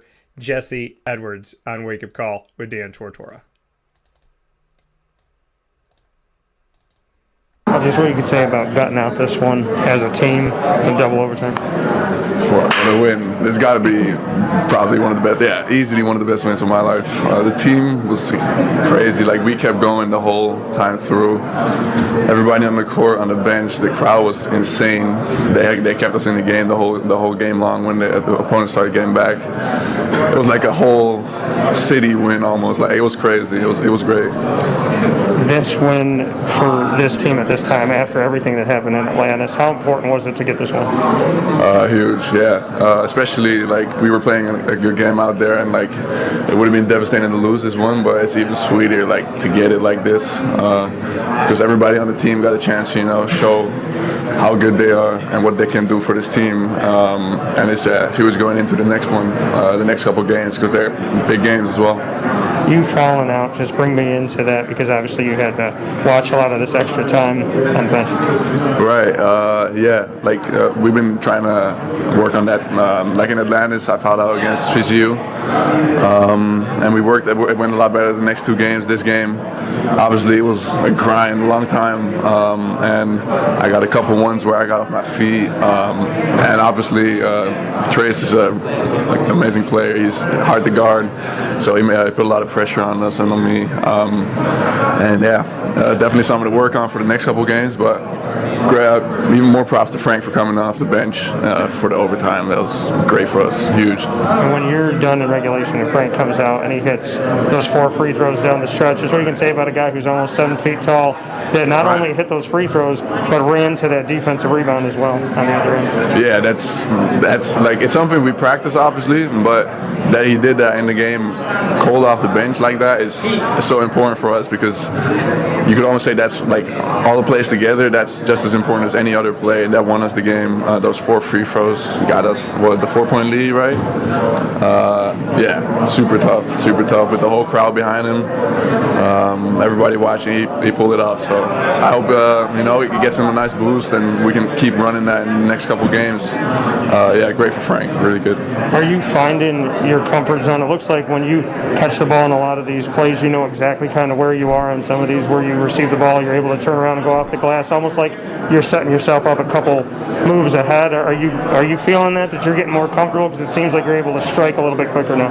Yeah, definitely. Like around the rim, I'm really starting to feel like you said, where I'm at and where I can use my height, my like athleticism, a couple of my moves, just to get easy buckets for the team. And yeah, I'm starting to really see where to do that and when to do that, especially. And great drives from Buddy, Jimmy, Joe, Cole, and Benny. They all can go in there and slash, and that puts a lot of pressure on the defense because they got to guard the shooters. And then it's just me and him, and it worked. It was starting to work out a lot better, yeah, for sure. Coming from Jesse Edwards, showing a lot of things that we haven't seen at the center position from Syracuse, in my opinion, in a very long time, in a good way. So shout out to Jesse Edwards, Frank Anselem, Joe Girard III, Cole Swider, Jim Boeheim, and the entire team, honored as this week's top dogs of the week for their double overtime victory over Indiana at home in the Dome. Shout out to them. Proudly brought to you by K9 Camp Dog Daycare and K9 Kampground Dog Boarding. Find out more information on short and long-term care for your furry-loving friends by going to K-9KAMP.com right now for the dog daycare, and for dog boarding, K9KAMPground.com.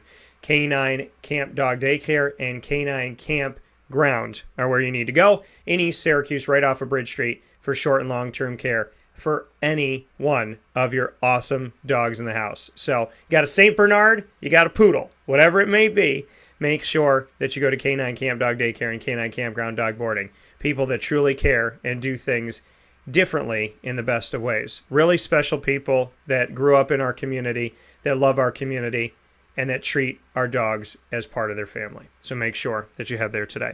With that being said, we'll head to a fast break. When we come back, for those of you being patient, thank you so much. Syracuse Orange running back alum Jordan Fredericks joins the show in the Cafe Kubal studios right after this on Wake Up Call with Dan Tortora.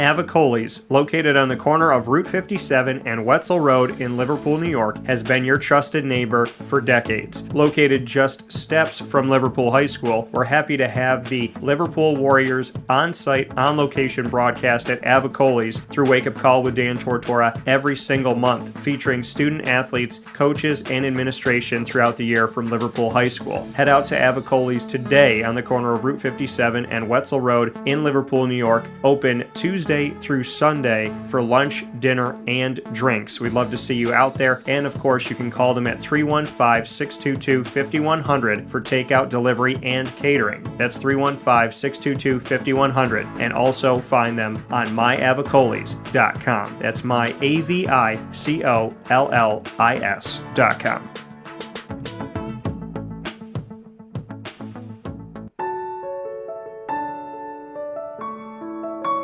Having peace of mind when you're out of town that your furry-loving friend is safe and sound means taking them to Canine Kampground, because we all know that when it comes to the love of our pets, it goes well beyond the call of duty to make sure they're safe and sound. Right, Lily?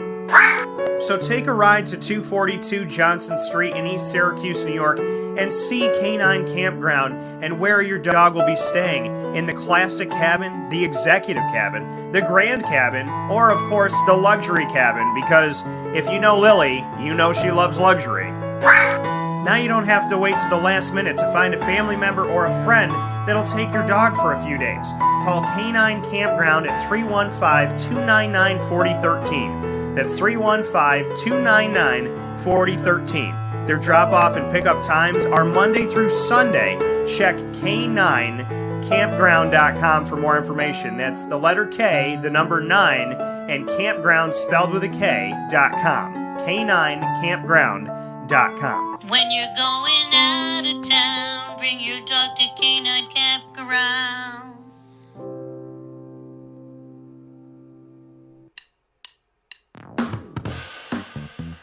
PB&J's Lunchbox, the food truck that you love finding all throughout Central and Upstate New York, now has a street-side cafe. So when you're craving their traditional favorites as well as their out-of-box amazing menu items, you can now head to 663 Old Liverpool Road in Liverpool, New York. Located just minutes from the highway, the Thruway, Destiny USA, and Onondaga Lake Parkway, PB&J's Lunchbox Street-Side Cafe is there for you Monday through Saturday from 9 a.m. to 7 p.m., serving breakfast, lunch, and dinner all throughout the day. Get breakfast for dinner, dinner for lunch, whatever you fancy, including their award-winning grilled peanut butter and jelly sandwich. Find them at 663 Old Liverpool Road in Liverpool, New York. PB&J's Lunchbox, where we love to know what's in your lunchbox.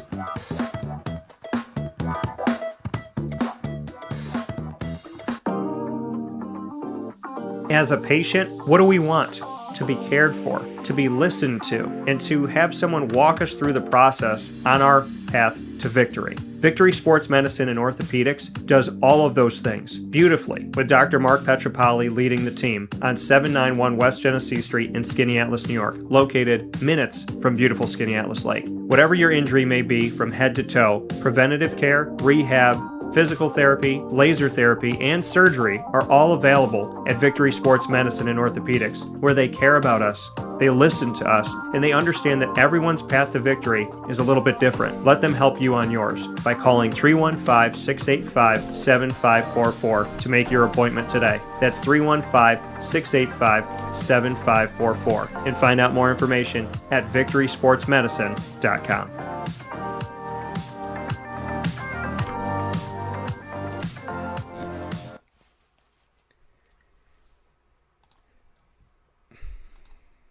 Welcome back here to Wake Up Call with Dan Tortora on wakeupcalldt.com, your one-stop sports shop, and on mixlr.com/wakeupcalldt from inside of the Cafe Kubal Studios. Happy to be here with you every Monday through Friday from 9 a.m. to 11 a.m. Eastern Time. You're listening on mixlr.com/wakeupcalldt, the homepage on wakeupcalldt.com, as well as watching and listening on facebook.com/wakeupcalldt, facebook.com/live-now-dt, and on youtube.com/wakeupcalldt. So however you're connected with the show, we thank you so much today, and I appreciate your patience as we have this man of the hour ready to go, and that is former Syracuse running back Jordan Fredericks, who came in at the end of the Scott Schaefer era and was here for the beginning of the Dino Babers era, so bridged the gap of the last two coaches for Syracuse, and he's back here with us to speak on the state of the Orange as well as what's going on in his life and so much more. Jordan Fredericks here with us. Jordan, how are we doing today? Hey, good morning, Dan. How's everything? It's going good, man, and a lot has happened since you left. About 376 players transferred out of Syracuse.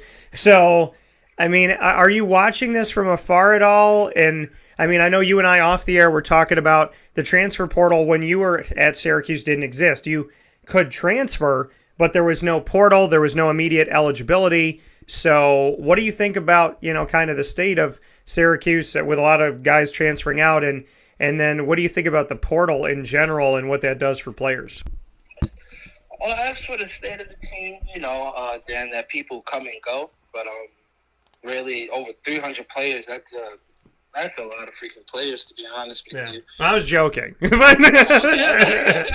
It feels like 300, but I will say right now they are Syracuse is not leading the nation in many things in college football, but when it comes to those in the transfer portal, they are I believe if they're not leading the nation, they're close to the top of as far as numbers wise. They may have the most players in the transfer portal right now. Sheesh. Well, regarding the transfer portal, back then for me, it was not. So when I hear about it now, throughout this past year, and I see players transfer like they're in the league, it's a good fit because from my freshman year to my sophomore year, that transition from Coach Schaefer to Babers, it wasn't a difficult transition, but it was I would say a kind of a weird one. You know what I mean? By the time I went to go and request a transfer, I was blocked from about maybe 12 teams, give or take. Yeah. And it wasn't even major schools, schools like Notre Dame I couldn't play for. And even there was this one school in Staten Island, Wagner. I couldn't go play for Wagner, you know what I mean? Because I was blocked from Babers from going to the school who he would see and I would play him, So it's a good fit for players with this portal thing because you don't get any blockage. You have people coming in who want to recruit you, who want to see you play for them. And that's a good shot for kids, because that's all we want to do is play football. All the other politics we can leave behind. We just really go out there and put our heart on the field to play ball. So I'm really for the portal, I really like it. And Jordan, you spoke about the fact that there was 12 schools that Dino put on a list and said you can't go here. One of them being Notre Dame, one being Wagner because he was playing against Wagner. Do you remember more schools on that list? And what was that conversation like when they hand you a list and go, hey, you can't go to any of these places. We're playing these ones. These ones are in the conference. Like, do you remember more of the teams that were on that? And how weird was it to get a sheet of paper like that? I know usually, this is from back then, and I had to be 18, 19 years old now. So when it came time for me to transfer, I thought I was going to be okay. You know what I mean? I knew I had a few schools from back from high school that would want to offer me. But then when I told them, they asked me if I was sure, the Syracuse staff. I said, yeah. And, by the time I left campus the fall semester, I received a slip, a sheet of paper that had majority of the all of the ACC schools on there, which I can't go there for a year anyway. Wagner, honestly, I really can't remember, but any school that was on their schedule for the next 2 years, I wasn't allowed to. Well, 1 year, I wasn't allowed to go. So that's left my options for UMass and Northwestern, and my GPA wasn't high enough with everything that happened my sophomore year for Northwestern. So, but receiving that slip it's a shocker to me because it's just like, well, you don't want me to play here, and now other people want me, but I can't go there because you said so. So now you don't want to play me. You don't want to, you don't have my best interests at heart, to be honest. So now it's just looking, I'm a decent player. I got to get out of here, but you don't want to see me on the field again, which is a bit of a shock to me because I'm only 19. Like, you're ruining my life, my future over what's going on right now. So that's the only way I really took it, honestly. I was more shocked and upset than anything. And that coming here from Jordan Fredericks, a Syracuse Orange football alum that transferred out before the transfer portal was a thing. You said that your conversation with Syracuse, with Dino Babers and the staff was, okay, you guys don't want me here, but you're barring me from going elsewhere. Did you really feel that? Because, when players transfer, sometimes people from the outside looking in, they blame the player. They say that person doesn't want to work for it. They don't want to compete. They're not a team player. You're saying that the staff didn't want you here. What was the scenario like where they came in and said, hey, you're a Schaefer guy, we don't want you here? I mean, what was the conversation? So after Schaefer left the program, we went through maybe a month or so of not having a coach. So dudes who trained in the off time, dudes who didn't, like such as me, I focused more on grades and having that time to relax. I worked out here and there, but nothing too crazy. I ended up gaining some weight when Babers came in. So when Babers transferred in, I had to be around 230. So he knocked me down to second string before the first game during all the summer practices. And then I got knocked down behind Monell when the first week of the game week came around. So I went from a month and a half when he told me I would get my starting position back if I lose weight. I went from 230 to 207 pounds in a month and a half. Now, I don't know if that's healthy or not, but I did what I had to do to lose the weight. So when the first game came around, we played Colgate. I didn't play. Second game came around. I was thinking in my head, I'm like, all right, maybe he's going to save me for Louisville because, we're going to polish Colgate. Everybody knows that. Second game came around. I didn't play till the fourth quarter.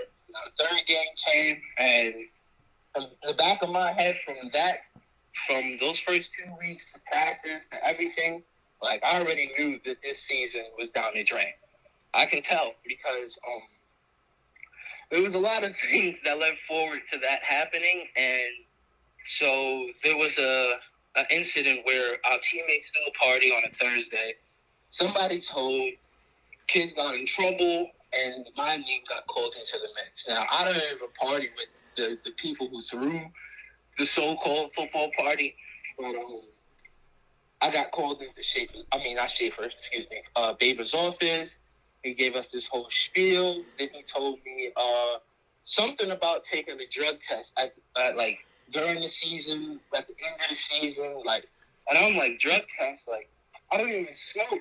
I don't understand why I had to take a drug test.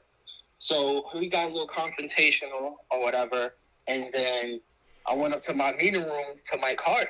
Mike Hart was my running back coach. I love Mike Hart. He's just like, he's like, you all right? I was like, Babers asked me, he told me something about a drug test at the end of the season. Well, he was like, are you doing any? I was like, no. So he's like, go tell him that. So when practice came around, we went on the field that day, and I'm like, Coach, I really I'm offended that you singled me out in front of everybody in our meeting room. So hundreds of people, you singled me out in front of hundreds of people, accusing me of smoking marijuana. So I was like, I don't like that at all. He was like, well, are you? I said, no. And he was like, okay, drug test at 6 a.m. tomorrow. I was like, perfect. And then I passed, and we went about it. He apologized to me or whatever. But it's more of the lines like, who told you? When I asked him who told him, he was like, I just thought that myself. So I'm like, excuse me? What makes you think that? I don't know where it is in his mind. He gathered the concept that I'm smoking and I'm doing things when I'm just playing for the man. I really came to school to play football, and that happened. So I met with Coach Babers once. I met with him the first time, and he was just like, I asked him, what can I do to be a service to this team? What can I do to play? What can I do to be on the field to be a presence? So he was just like, I really think you should focus on special teams. So I said, excuse me? He said, focus on special teams. So I'm thinking he's giving me some sort of life lesson, all this other stuff. And as the season goes along, I go to meet with him again.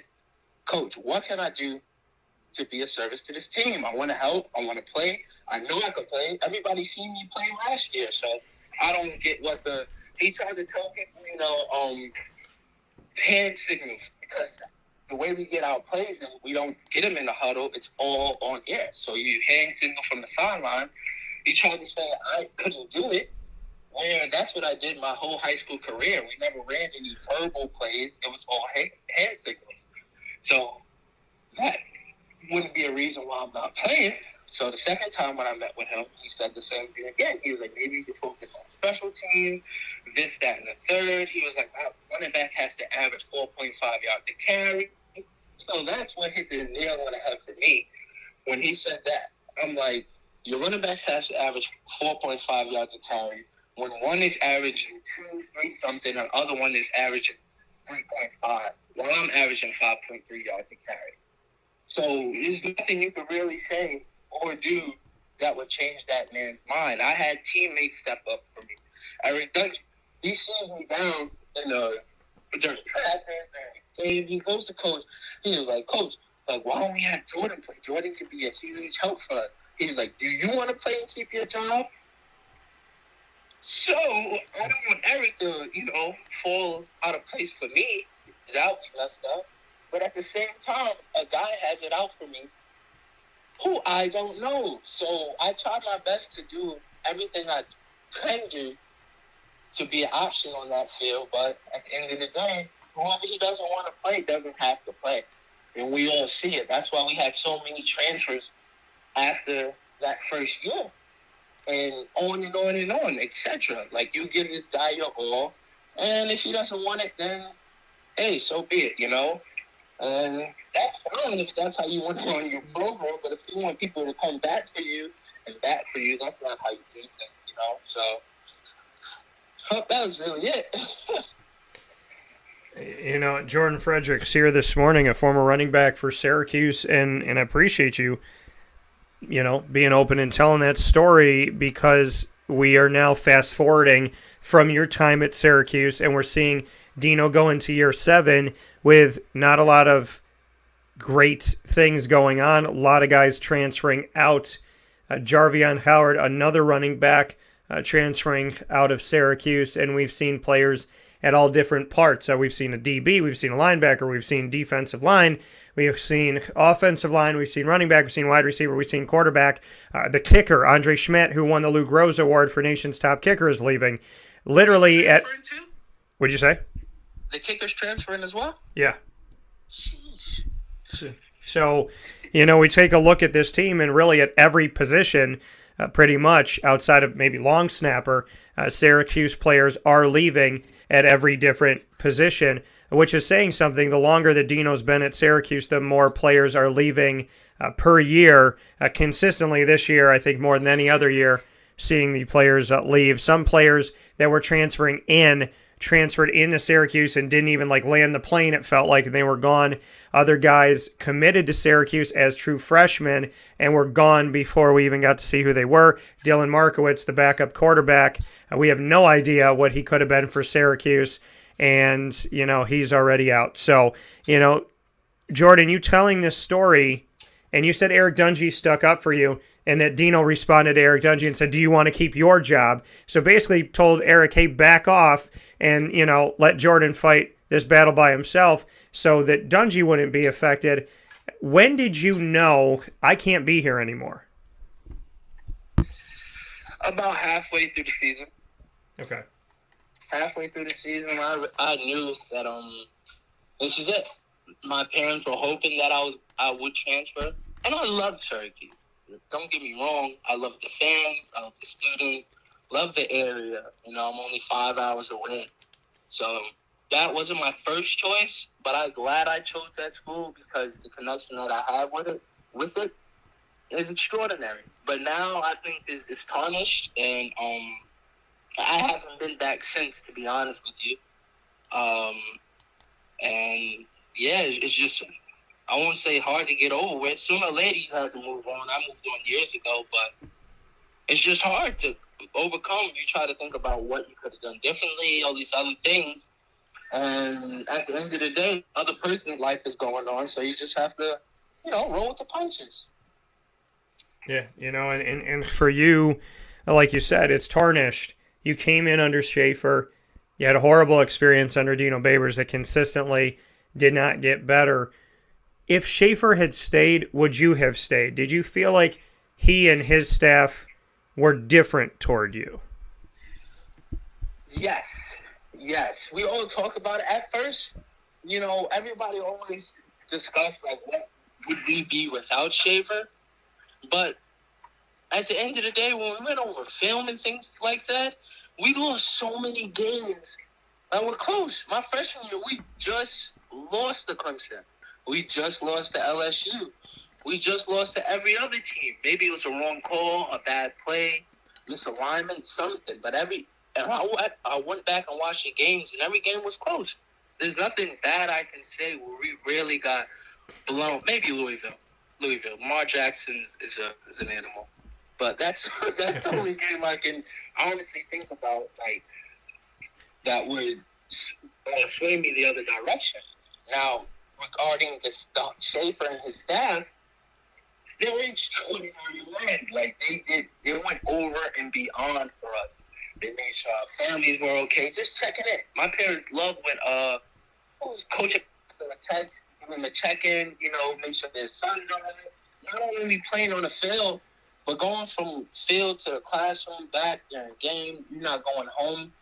Maybe you're going home for 4 weeks throughout the year, broken up throughout the year. So you have to make sure our mental's okay. And they always did that. They made sure we had a strong mental and physically strong. So at the same time, they were always there for us. When something happens, they'll bend back over for us, and it became a family. We really did feel like a family. There's nothing people can say or do to ruin that, you know? And with Davis, it just wasn't like that, man. It's just so many things that happened that, like, it blows my mind. It really does blow my mind what happened within a semester of me being there.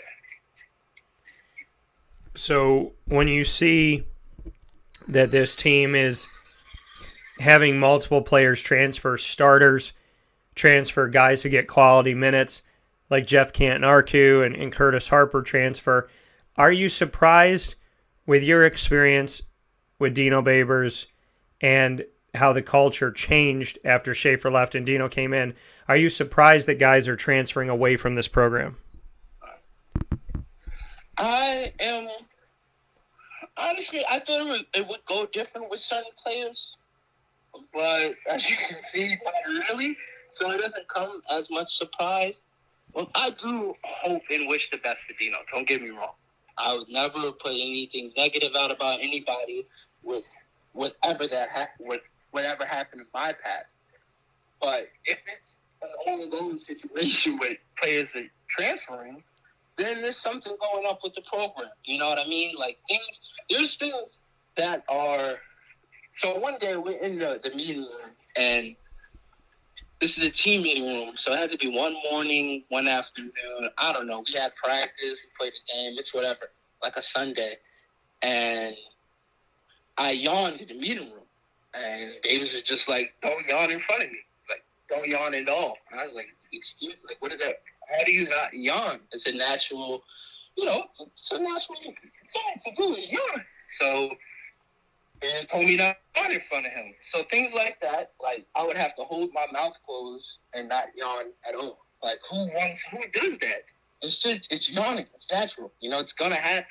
When you go from running to you go to sit down, you're going to yawn. So, I don't know. There's that. There's one of our other players tried to transfer, and oh boy, one of our other players tried to transfer, and Davis held him for as long as he can. Threatened the GA receivers coach, so the student coach, because he put together the highlight from one of the players that wanted to transfer. That's every right to transfer. I guess Babers threatened the GA coach and told the receiver to go about his business, and he was stuck there for his last year.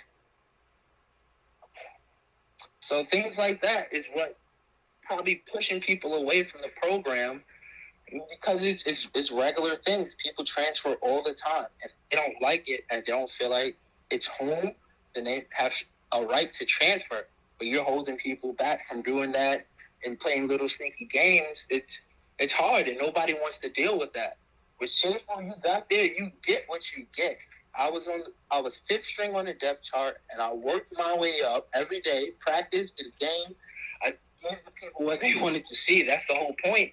And with Babers, if he don't like you, and he knows you're beneficial, it's not like you did anything wrong during school or out in public. It's just, if he finds something not to like you, then you're not going to play. It's as simple as that. So for you, I mean, did the culture just go downhill from Schaefer to Babers? Did it just change? Could you feel it? Was it palpable? Did it change almost immediately when it shifted from one coach to the other? Instantly. It was an instant change. You came, first you took away the head coach, and you bring in a new head coach. Fine. Then he gets rid of our whole coaching staff, and a new one comes up. Fine. Then you get rid of the string coach who's been working there for who knows how many years. He's a great coach. He's a great string coach. Unbelievable. And we just push him to the side. Get out of here, you know? And you bring in some guy, Sean something. I don't know, but I think everything just went out of him. All the traditions, everything. We're going to be flashy. We're going to be new. We're going to show up. Fast is the new whatever. Fast only gets you so far in the heat season. You need big, you need fast, you need strong. You need everything, all elements. And that's what Schaefer was good at because he gathered all elements. Think about it. Dungy was Schaefer's recruit. I was Schaefer's recruit. They learned Ellison was Schaefer's recruit. Dante Strickland was Schaefer's recruit. Everybody. Majority of the players that actually made an impact on the field was Schaefer's recruit. So by the time you took him from our freshman year to our sophomore year, all you had to do was polish us up, and we're going to go out there and perform because they've been doing it since they were 18, and now they're 3 years into the game. They're going to perform how we know they can perform. Dutchy went out there and played his heart out, gave it all every day. So if you can't recruit and find people like that, that's why I would telling people over at Bowling Green, like he inherited that team. There was no, hey, let's get this guy, let's get that guy. You just inherited the people, and it's benefiting you. So now when it comes to doing your own recruiting, you got to find this, you have to find that. It shows. And I'm also not gonna lie about ACC teams haven't been what they were years ago. You know, everything is changing. Now they're reevaluating, they're gathering their team, and they're getting better, and it's showing. So that's the nervous part. The heartbreaking part is about who can this man find? Because at the end of the day, I want to see Syracuse win. It's the school I played for 2 years. But, you know, it seems to be going my way. Things come around. What goes around comes around. So everything that this man has done to everybody is reflecting on their record. And I'll just leave it as that because it seems about right. And coming from Jordan Fredericks this morning on Wake Up Call with Dan Tortora inside of the Cafe Kubal Studios, the culture that Dino Babers created is now coming back around, and we are where we are. Jordan, thank you so much for your time. Thank you for sharing your stories. There's a lot of stuff that, you know, you and I have to talk about coming up in the future. I was a fan of you from the Getty Up because you come from the state of New York. So, you know, like on top of the fact that I'm a fan in general of anybody that comes into my hometown, seeing, you know, Inwood, New York and being excited about that. I remember the first time I reached out to you, I remember the parking lot I was sitting in trying to schedule an interview with you. So, you know, what could have been to me is sad that we didn't get to see that, but I appreciate, you know, your connection, your friendship to me, and I appreciate the fact of you coming back on the show, and I'd love to have you back, and I'm sorry. I'm sorry that, you know, this is my hometown. This is where I was born and raised. This is where I came back to build my company. I'm sorry for the experience you had here. I know I didn't do it, but, you know, I really wish things would have been better for you. Thank you. I really appreciate it, Dan. I really do, man. So we just need to assemble the team ourselves, brother. That's all we need to do. And coming from, got a good year left in me. Yeah, got another year to go. I feel that. Yeah, man. So that coming from Jordan Fredericks. Jordan, I appreciate you. I look forward to talking with you soon. Thank you so much for sharing your story. I'm sorry you went through that, and I definitely hope for great things coming forward for you in the next chapter, and I definitely would love to have you back on the show. Thank you, man. Anytime. All right. Take care of yourself. Have a good one. You too. That coming from Jordan Fredericks, who, if he didn't just blow the roof off of what you thought you might think about what's going on at Syracuse, wow. We've been talking about culture issues. We've been talking about things that just don't seem right. And Jordan Fredericks from the inside just spoke about what life was like with Scott Schaefer and how drastically it changed for the worse under Dino Babers. We'll have to unpack that one as we go. We'll be back after this fast break with some bonus coverage as Pacer Pride's exclusive with Jen Carleton, the Marywood women's basketball head coach, heads to you right after this.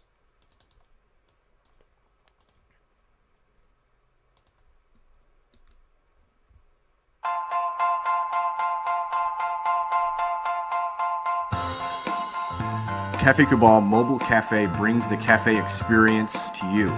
We'll roll out to your neighborhood or office, ready to serve our locally crafted espresso bar to our loyal patrons. Inquire at cafecabal.com. Cafe Cabal, coffee for the soul.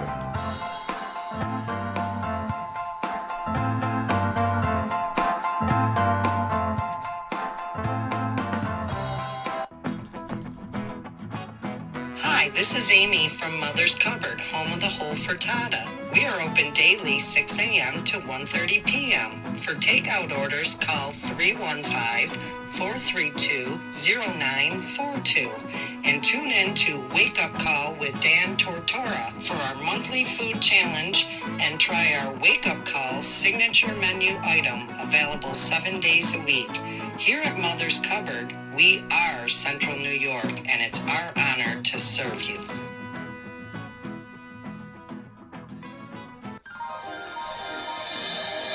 Ma and Pa's Kettle Corn and Popcorn Factory, located on 201 7th North Street in Liverpool, is home to over 40 flavors with more than 200 flavors in their total wheelhouse. Sky's the limit for this sweet and savory Central New York company. Keep it local at your parties, fundraisers, wedding showers, baby showers, and more by calling 315-450-MA-PA. That's 315-450-6272 for popcorn bars with custom flavors and colors at your upcoming event. Make sure to visit them on 201 7th North Street in Liverpool, New York. And for more information, go to maandpassnacks.com. Ma and Pa's Kettle Corn and Popcorn Factory. How corny are you?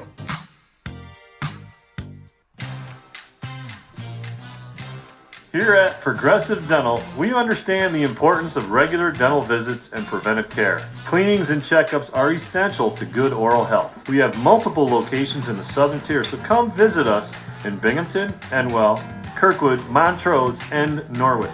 For self-pay non-insured patients, we offer the Smile Plan, which covers all of your cleanings, x-rays, and exams for an affordable yearly price. Call 607-754-2273 or 607-754-CARE to make an appointment today. For more information, visit our website at progressivedentalny.com.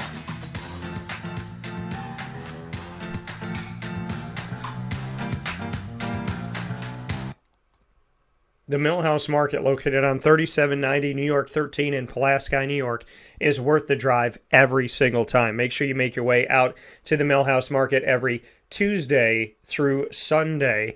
And on Tuesday through Saturday, they're open from 7 a.m. to 8 p.m. On Sundays from 7 a.m. to 3 p.m.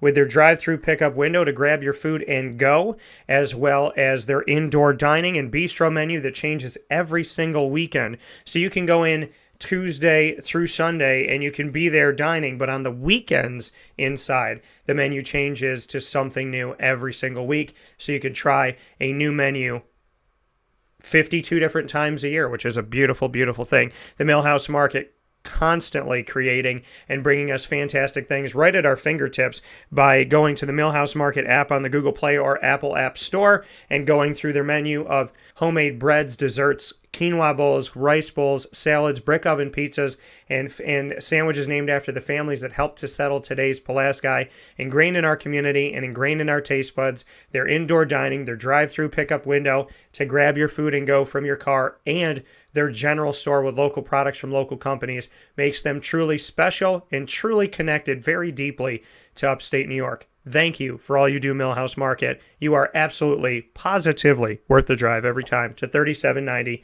New York 13 in Pulaski, New York.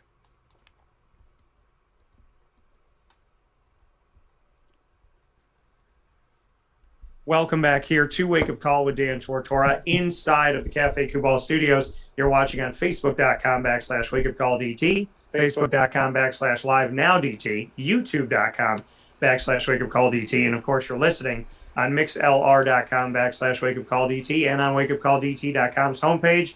You know that Pacer Pride is here for you with exclusive content every single month and our multimedia marketing partnership with my alma mater of Marywood University. I get to feature in this spot, and I'm very excited to have her here on the show. Jen, how are we doing today? Good. How are you? Thanks for having me. Absolutely. And I'm just so I'm so pumped and I'm so excited. I know you're so humble and you're always working hard and you're on the grind and whatnot, but what a start and just some amazing things that you've seen from a very young team. It's, for you came into Marywood kind of last minute as the last head coach had moved forward. So that made it for a very interesting year. Then the year after that was a pandemic. So here we are in your technical year 3, but you haven't had a normal year at all up to this point, and the team's above 500. So congratulations on the fact that you've really navigated these this kind of crazy world, and you've had success here at a time where it's been, very, very difficult to come in and try and build your own program. Yeah, I have to give a credit to, the girls on my staff. They're amazing. They really have just understood the assignment pretty much this year, and understanding that we are not, we're not going to judge our success on wins and losses. We're going to judge our success on how much better we're getting day by day, possession by possession, pass by pass, pretty much. And that's what we're doing. We have our own set of goals that we want to, accomplish each day, each game, and every day moving forward. But and wins come from that, and losses will happen as well. The girls have the right mindset, and they work super hard, but they're realists too. So they understand some games, we got our butts kicked at the University of Scranton. We kind of knew that was going to happen, but they never stopped playing. They never gave up. They continued to push and never wavered, even though the score was definitely one-sided. And that's a credit to their character. Some things you can't teach, but their character is really what shows with this group. And I'm super proud of them. What do you learn from a game like that when you play up against a team that's ranked in the top 15 in the nation in NCAA Division III women's basketball in the University of Scranton? When you play a game like that, and like you said, you lose substantially in that game, what positives do you take away from playing a ranked team out of conference that early in the season?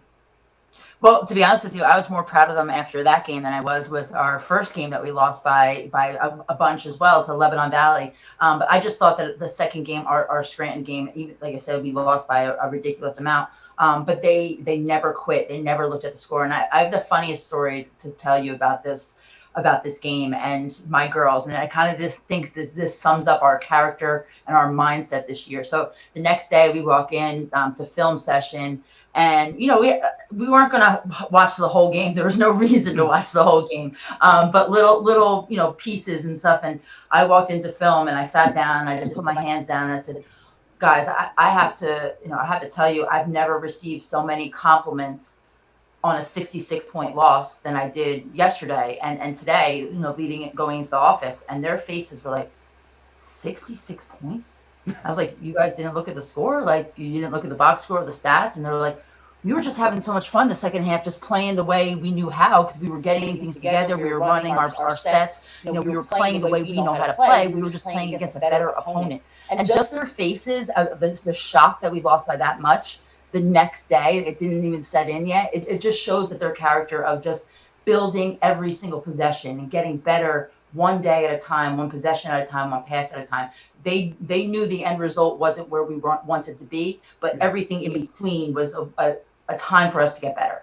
and they took advantage of those 40 minutes regardless of what the score was. So I really think that kind of shows what kind of team we have this year and where their mind really is and how proud I really am of them, because they're realists. Like I said, they're realists. They understand some games are just going to be out of control. However, we can always control what we do, and that's exactly what they did. I don't think I've ever heard a team in 18 years of broadcasting that's lost by that much and said, but coach, we were having so much fun and we were running our sets and doing what we do and focusing on what we can control. I mean, that speaks a lot to the character of your team. It truly does. And I cringe when I tell the story because I don't want to say the 66-point thing, but at the same time, I don't cringe because I want everybody to understand how great of a group this is, how great of people they really are, and what they want to get out of this experience. This isn't just about our record. This isn't just about where we are in conference. This isn't just about a rival that is 5 minutes down the road. It's about more than that. It's about where we want with our program, not just now but in the future. And we had a couple of recruits at that game, so that was hard to stomach too. But we knew that going in that we were going to never quit. We were going to show who we really want to be, not just now, but in years moving forward. And they did that. They proved that those recruits came into the locker room and they were pumped with us just because we got better.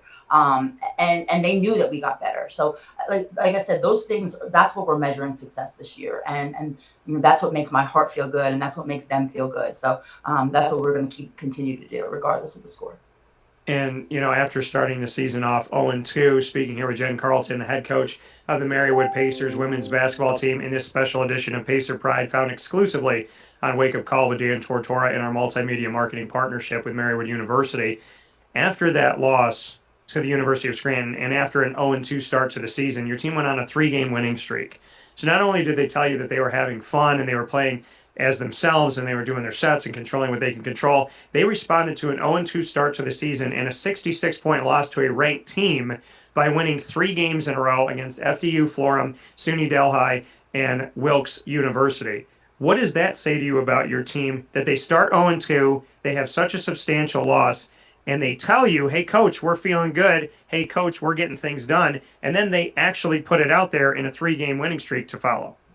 Definitely. It's action. It's not just words, it's action. And it's easy to say, okay, we were having fun and, this and that and, whatever the case may be, but it's hard to put that to action. It's hard to, to bounce back after that kind of loss and put the time and energy into our practices to make the next game that much better. And not only did we win the next 3, but, we came down to the wire with FDU and we really closed it out in the fourth quarter. We were down going into the fourth and we came in, hit some big shots, and our freshmen hit some big shots. And, we put ourselves in a great position to win. So like I said, not only did we bounce back, but we had to fight for it. And that also showed character.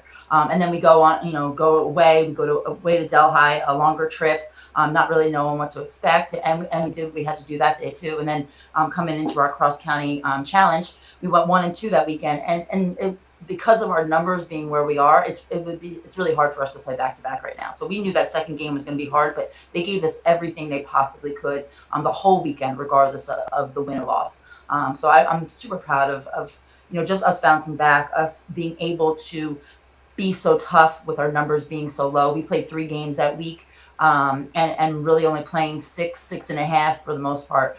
So them to be able to kind of bounce back the way they have and put forth that winning mindset, even if the game doesn't come out with a W, their mindset always is the winning mentality, and that's what you need in order for you to grow a program and to be successful, not just now but in the future. Yeah, that winning mentality and seeing what they did, to come back after that loss to the University of Scranton and gut it out in a 3-point victory over FDU Florham, then to go on the road at SUNY Delhi and have their own substantial victory by almost 40 points, and then to defeat Wilkes in a close game, and then after losing substantially to Kings, to bounce back and win by 20-plus against Penn State Hazleton. This team has shown that they're going to bend, but they're not going to break. And I think that that's huge. It really is. And every day they come in and say, are we going to watch film? Are we going to do this? Coach, I remember they did this last year or 2 years ago. Let's make sure they want to be part of the process. And I love that. I absolutely love that. I want them, to have just as much input as I do. And I want us to understand why we do things. I don't want to just be the coach to say, we're going to do things because this is how it's going to be done. I want them to understand the why of what we're doing and why we're doing this in our scouting report and what I think this will work and the reasons why it'll work. And they'll come at me and say, this will work. We did this in this game. And, let's try this maybe. Or how about this play I was thinking about last night, Coach? I love it. They're just as invested in film as I am. They're just invested in our future as I am. And I couldn't ask for anything more. And to see that investment in your future, I mean, look at the fact that you're out there and you're out recruiting and doing what you can do. This team that has started the season 4-3 above 500. It's a short roster. Savannah, Stephanie, Faith, Juliana, Bethany, Chidima, as well as Marina, Lexi, Jade, and Kylie. This you don't have. I think Boeheim would love this team because he plays like 6 people on average. But you really don't have the bench to go to. You have a small roster. What can you say to that? That being with a team that doesn't have another 5 to take over for the starting 5, and you've started the season 4-3. Just what it says about having not the quantity maybe that you wanted, but the quality of player. I think it's all about leadership. Our leaders coming into the season, our returners coming into the season, had the right mindset from day one, regardless of how many were on our roster at day one compared to where they are right now. They had the same mindset, and let's just get better and let's recruit the good people around us. They don't have to be the greatest of basketball players, but they have to be the best of people. And I think that really changed the dynamic of our team and the way that we look at each other and ourselves. So I think that it all comes down to leadership and what they're doing together to prepare the rest of their teammates who might not have the same experience as they do, but to prepare them the best way they possibly can moving forward. And like I said, if you look at our stats for the year, they're kind of ridiculous. And I say to my assistants all the time, I'm like, if I'm scouting us as the other team, I'm like mind blown because we have 2 girls in double figures and then everyone else is like 8.5, 8.5, 7.8, 6.7, right around there. And so our entire starting 5 plus our next, our 6th, they're all above pretty much 6. Right, I think our 6 girls at 4.5. Everybody else is above, but the girl who's at 4.5 is also, our second leading rebounder at 5.2. So, it shows, the little things that are happening. And you look at our rebounds. Our number 1 rebounder is our point guard, Jade, at 6.7, but not far behind her. We have a 6.5 and a 6.2. So we're all right there. We're all guards. We have one post player who's 5'10". She's a freshman. And she's the one that boxes out the hardest, and all of our guards reap the benefits. So we tell her that Steph's doing her job and the guards are taking over for her. But they have that great mindset. They don't care about who gets the credit. They don't care about what the stats are. They're all just going to put forth the best effort to make our team successful. And I think that shows a lot more than people than just looking at the stats and saying who's your top players. We don't have top players. We have a top team, and I'm really excited about that. I mean, I would say that there's a lot of D1 teams out there, men's and women's, that would love to have 6 players that are averaging almost 6 rebounds a game apiece. Exactly. As you mentioned, 6.7 for Jade, 5.4 for Savannah at the time that we're talking, 6.4 for Faith, Kylie has 5.1, Stephanie has 5.6, and Bethany has 6. I mean, that is substantial, as you just mentioned, to look at the stat sheet and say, hey, every single game we're going to get at least 6 rebounds from 6 different players is huge. And the girls love this drill. They love it. And I think every day that we go out there, the next time we have a game, they just are that much more aggressive, and they're that much more, understanding that it might not be just about the box out. It's just the mentality of going to get the ball that's going to help create our offense. And I think that they just have, like I said, they're in tune with where each other are. They're in tune with what we need to get every possession. We might not get it, but we're in tune with what we need to get. And they're going to work their butts off to at least put us in the position to be successful. Well, and I think, something that was said to me recently here was that, shots don't always fall and you can't control that. But what you can control is your effort. So rebounding is something that never really has to go down because it's on you. And if you really want the ball when it goes up in the air, so you could miss 100 shots a game or miss 10 shots a game. But if your team wants the boards, then they're going to go out there and strike for it. So I think it says a lot to your coaching, and it says a lot to your culture and the quality of your team, that what they can control and that effort to get after the glass, they are doing a very good job at that. Definitely. Rebounding and communication, we always say, are the things that you have 100% control over.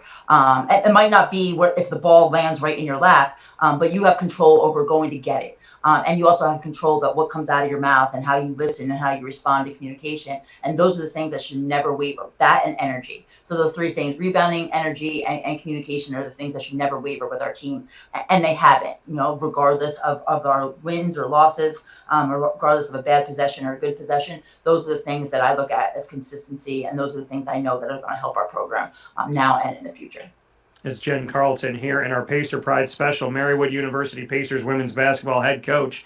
To go back to the cross-county challenge hosted by Scranton, where you played Wilkes and Kings, you, as the current Marywood women's basketball head coach, got to go up against a former head coach of Marywood University and a former player. You defeated Wilkes and former Marywood head coach for a very long time, over a decade, in Tara Machako, and then former player for Tara Machako, Caitlin Hajmahalis, a.k.a. Hodge, at King's College. You got to go up in that game. Bring me into that, the fact that you're playing Marywood connections there as the Marywood head coach, and, just what that was like for you, and what, that small world is essentially like. It's such a small world, but it's such a great world at the same time. I mean, we've all been here, right, at this very spot at Marywood, and we all understand the challenges and the positives that come into play there. So we're all on the same level playing field, and we all have the right mindset, and we're all great acquaintances. And I was just texting with Hodge just before to tell say congrats on her win last night against Misericordia. So everybody has a great relationship. Lindsay Howard is the assistant coach for Wilkes, and her office is directly across from mine because she's a professor at Marywood. So we pass each other, daily pretty much, and we're always like, who do you have today? What do you got? What's on the game plan? How we doing? Those kind of things. So everybody has a great relationship with each other, and everybody respects each other because we know how hard we work. And when you work hard and you enjoy what you do, and it shows, that the pride shows in your face. And we all have pride for Marywood, whether it's because you have a former coach or an alumni, or now current coach like me. We all have pride for it. So I think that's the common denominators here are Marywood, and just making sure that we keep that good positive rivalry, because it is a rivalry, no doubt. But at the same time, it doesn't have to be a negative one. It can be a really positive one, and it is so far. Yeah, you talk about just that's that appreciation. You talk about how Marywood and that connection, and that it's a rivalry, but there's respect, and it's community, and it's kind of digging roots and whatnot. We've spoken about it before, but coming up right after Christmas, you get to show your roots there a little bit by Jersey Girl heading back to Jersey when you take on Rutgers Newark in non-conference play. I know that every single game is important, and you focus on the one that's in front of you, but when you talk about roots, and you talk about respect and all of that, I mean, I'm sure that's a game that you're excited about to go back home to New Jersey. I'm excited just because obviously I'm a Jersey girl, so whenever I get a chance to go back home, that's always a great thing. And but at the same time, I'm excited for the girls to have a new opportunity against an opponent that we're not familiar with. This is one of those opponents that we've never played before, so it's exciting to see someone new. And I've known Ashley, the head coach, for a little while. She used to she was an assistant at Holy Family after I was at Holy Family for a year. So we've had multiple instances where we've seen each other, and obviously we've communicated enough that we've scheduled something, and they're going to come to us next year as well. So I'm excited for new opportunities. I'm excited for our team to head out. I'm excited to get back on the court because we're going to have 2 weeks off, or 2.5 weeks off before Christmas. So I'm just excited to get back. And I think it's those 2 games. So we have Rutgers Newark on the 28th, and then we head to Keystone, which is obviously right across the street, on the 30th, and then we get right into conference play after the new year. So I felt that those two games were a good game for us to try to dust off the cobwebs a little bit after that long hiatus, but and then be able to get back and play some games and be able to have some fun together right away, and then head right into conference play. So I'm excited for, like I said, the opportunity. I'm excited to get the girls back because I know I'm going to be missing them for the next 2.5 weeks pretty much. Yeah. December 11th to December 28th, some time in between. Some valued, awesome time with family. Also, as a coach, you'll be itching to get back, as I know. Do you feel that, with all the craziness of taking over a program right before a season starts and then having a pandemic right after, as you're here in year 3, but it still kind of feels like an extension of year 1, do you feel that you're leaving your mark? Are we seeing the era of Jen Carleton at Marywood? Is it starting to show itself? I mean, are we finally starting to maybe see a little bit of that because it was such a unique beginning that, do you feel that your mark is being left at this point? Is it starting to materialize, so to speak? I think so. I think that the toughness part, the things that don't waver, that's what the mark I would like to leave. And that's what the mark I hope I had left on my previous programs. Just the toughness and the grit and the desire to be better, not just the desire to win, but the desire to be better. I think that's really important. And I think that this group right here is the perfect group to really set what our future is going to look like. And I'm going to we lose two this year. I'm really going to miss them, but to have the rest of them back to just help continue to build that strong foundation is exactly what we want for the moving forward. But I do think the toughness part and the grit part and the mentality part is something that I would like to say is part of my era. But at the same time, it's all them. They do all the work. They have the right mentality. They have the right mindset. And I really, really like to be around this group. They are a fun group to be around, and they are a feisty group to be around. And I think that's a good thing. Do you feel like there's mutual respect there with you and your players at this point? Absolutely. Definitely. We had a rough first year together. We all did. I think just situations that we were in and the timing of a lot of things and just what happened, before that in the past, before I got here. I think just a bunch of factors led into it just not being the most successful in terms of mindset. But now we're in a position that we all are on the same page. And I've been saying this for a while now, and I tell the girls almost every day, I don't care if we're on the wrong page, as long as we're on the right page together. So that it doesn't matter if we're supposed to be in chapter 8 and we're only on chapter 3. If we're all in chapter 3, then we're exactly where we're supposed to be. And I think that's really important for what we want to do moving forward. I always say to the girls too, it's not what happens to us that's the most important in this stage. It's how we react to it. And I think that the first 2 games of the year have really showed how they react to things and how they want to deal with things. And we had a week off right before Thanksgiving because, like I said, we had 3 games in that week with back to back. Their bodies were tired. I said we only play 6.5 players, and we gave them the whole week off before Thanksgiving. And I just looked at them and said, please don't make me regret that, because we have a lot of work to do when we get back. And we came in Saturday, Sunday, right before our game on Monday, and we just worked hard, and the girls were ready, and they understood that it wasn't going to be the most fun of practices, but we were going to get better. And they just put their head down and did what they had to do. And they came out on Monday just with full energy, full strength, ready to go. And, they never really wavered. And again, like I said, that's hard to do. But if you have the right mindset, you have the right group, you have the right leaders in place, good things happen. And we definitely do have the right leaders in place.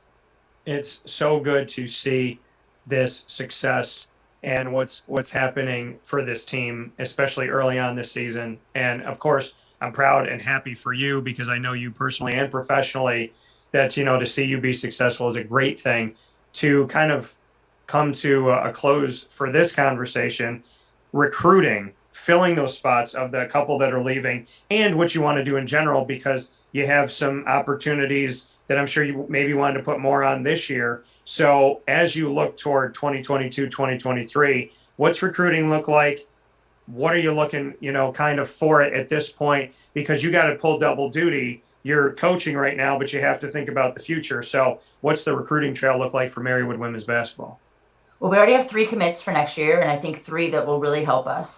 So that's huge for us. Losing 2, but gaining 3.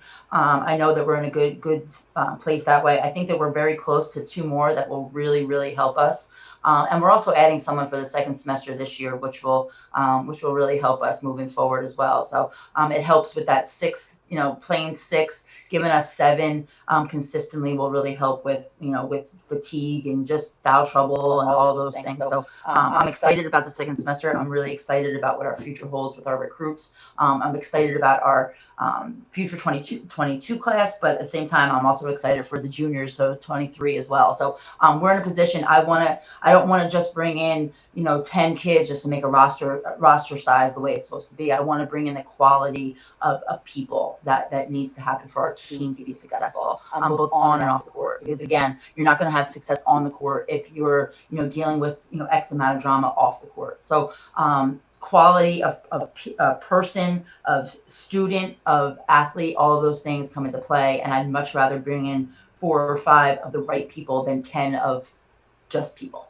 So, we're working on it. It's going to take some time. And I know most coaches understand it takes a good, 3 or 4 years for you to establish your team and to get your team the way you need it to be. And obviously after a pandemic, that doesn't help anything, but no excuses. And we're in a good position. And I know that the ones that we have that have committed are excited and they have the right mindset. They text me almost every day to give me updates on their, high school and what's going on with homecoming dance and this and that and this, this picture, and send me this, and coach, I'm excited about this thing. So, just the right feel in terms of coming in and being able to gel with the team right away is super important. And I think that all of them have that so far. So I think the ones that we're very close to getting, I'm hoping that we find out within the next 2 weeks. And I know that they'll be the same way. They'll definitely have the right mindset as well. How do you sell Marywood? I sell our girls. I sell our girls. I sell the fact that they are going to come out of here with a degree from a wonderful institution that will give them opportunities, not just now, but in the future. They're going to come out with friends from all over the country, all over the world, pretty much. I mean, Chidima is from Nigeria. They're going to have friends from all over the place. And I think that that's just an amazing thing. And then depends on what their major is. Obviously, I try to really sell if you look at our roster, we have a lot of architect majors, and architecture is our thing at Marywood, along with PA and all of those things. So I really try to zone in on what their specific majors are, but really sell the family atmosphere. When I walk on campus, if I see one of my girls, I usually see at least 4 or 5 of them. And I think that family and knowing each other, and not just family where we're always going to have each other's back. We're going to be able to tell each other the truth. We're going to be able to coach each other. We're going to be able to get on each other. And there's not going to be animosity. Everybody needs that moving forward. Everyone needs that as they're coming from their teen years to an adult, because when you get to the real world, you're going to have someone telling you how it really is. So the fact that we can be an extended family with each other and tell each other the God's honest truth, but we can also put our arm around them and say, we got your back, even if you're not doing what you have to do. That's what I'm selling, because that's the truth. That's how it is. I don't like to roll out a red carpet, because the red carpet's not going to be there for the 200 days that you're on campus. But you know what? We are, and we're always going to be that way. And that's what I really try to sell. Building things with honesty, integrity, family, and community.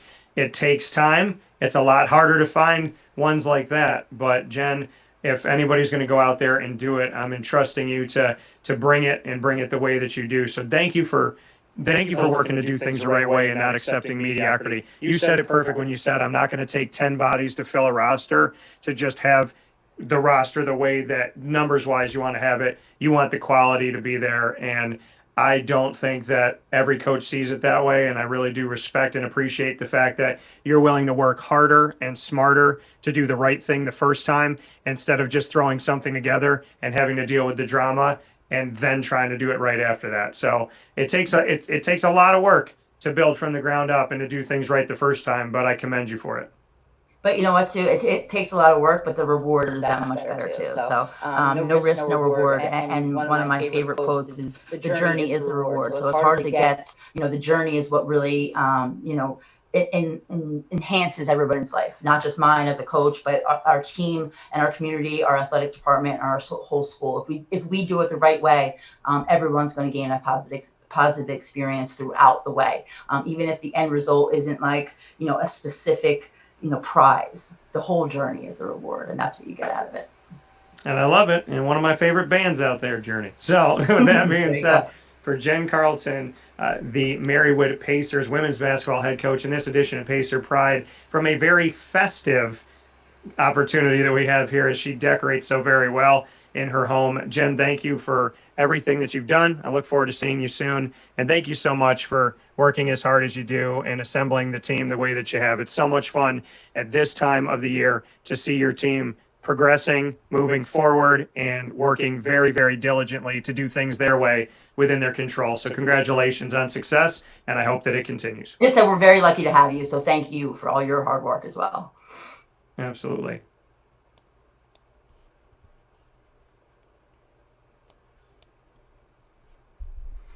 And with that being said, coming once again in our special edition of Pacer Pride in our multimedia marketing partnership with the Marywood University Pacers.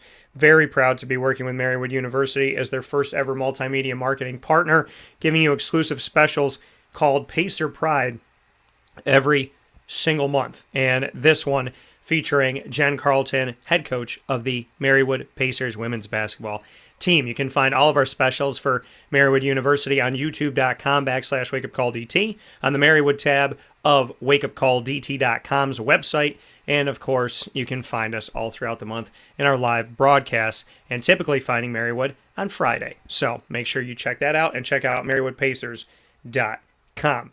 A big up to our other multimedia marketing partner opportunity that we have here in the beautiful world that we live in, and that being the Lemoyne Dolphins. Very proud to have Lemoyne with us here, and thank the Lemoyne Dolphins for all that they do. Fins up, and they're with us every single Wednesday at 9 a.m. Eastern Time. Set it and lock it in as Dolphin Time. Every first and third Wednesday, AD and DT with Athletics Director Bob Beretta and myself, Dan Tortora. Every second and fourth Wednesday, Dolphin Dive, where we dive into a story of a student athlete, coach, and or staff member on why they chose Lemoyne and what Lemoyne means to them, as well as following them on their journey. So a lot of great stuff coming up, and always appreciate everything that Lemoyne brings to the table in our community of Central and Upstate New York and beyond. The Lemoyne Dolphins are there for you on LemoyneDolphins.com, as well as on YouTube.com/WakeUpCallDT with all of our AD and DT and Dolphin Dive specials. And you can go to the Lemoyne tab on WakeUpCallDT.com for more information. With that being stated, I hope you have a fantastic, fantastic weekend. I am going to be muy busy. And so, and when I say doing great things, I mean just being around great people. And, that's why I say doing great things, because I'm going to have the opportunity to be surrounded by great people. So, that makes me, it humbles me, it gives me a lot of just positive feelings and the good chills. And so I will be out there as the state titles are happening this weekend. Today, Friday, December 3rd at 3 p.m. Eastern Time.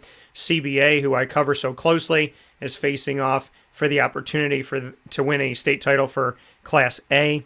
And then later on today at 6 p.m. Eastern Time, also in the Dome, we're going to see the opportunity that we have for Shenango Forks to be going for their state title run, and their state title opportunity in Class C will happen at 6 p.m. again tonight.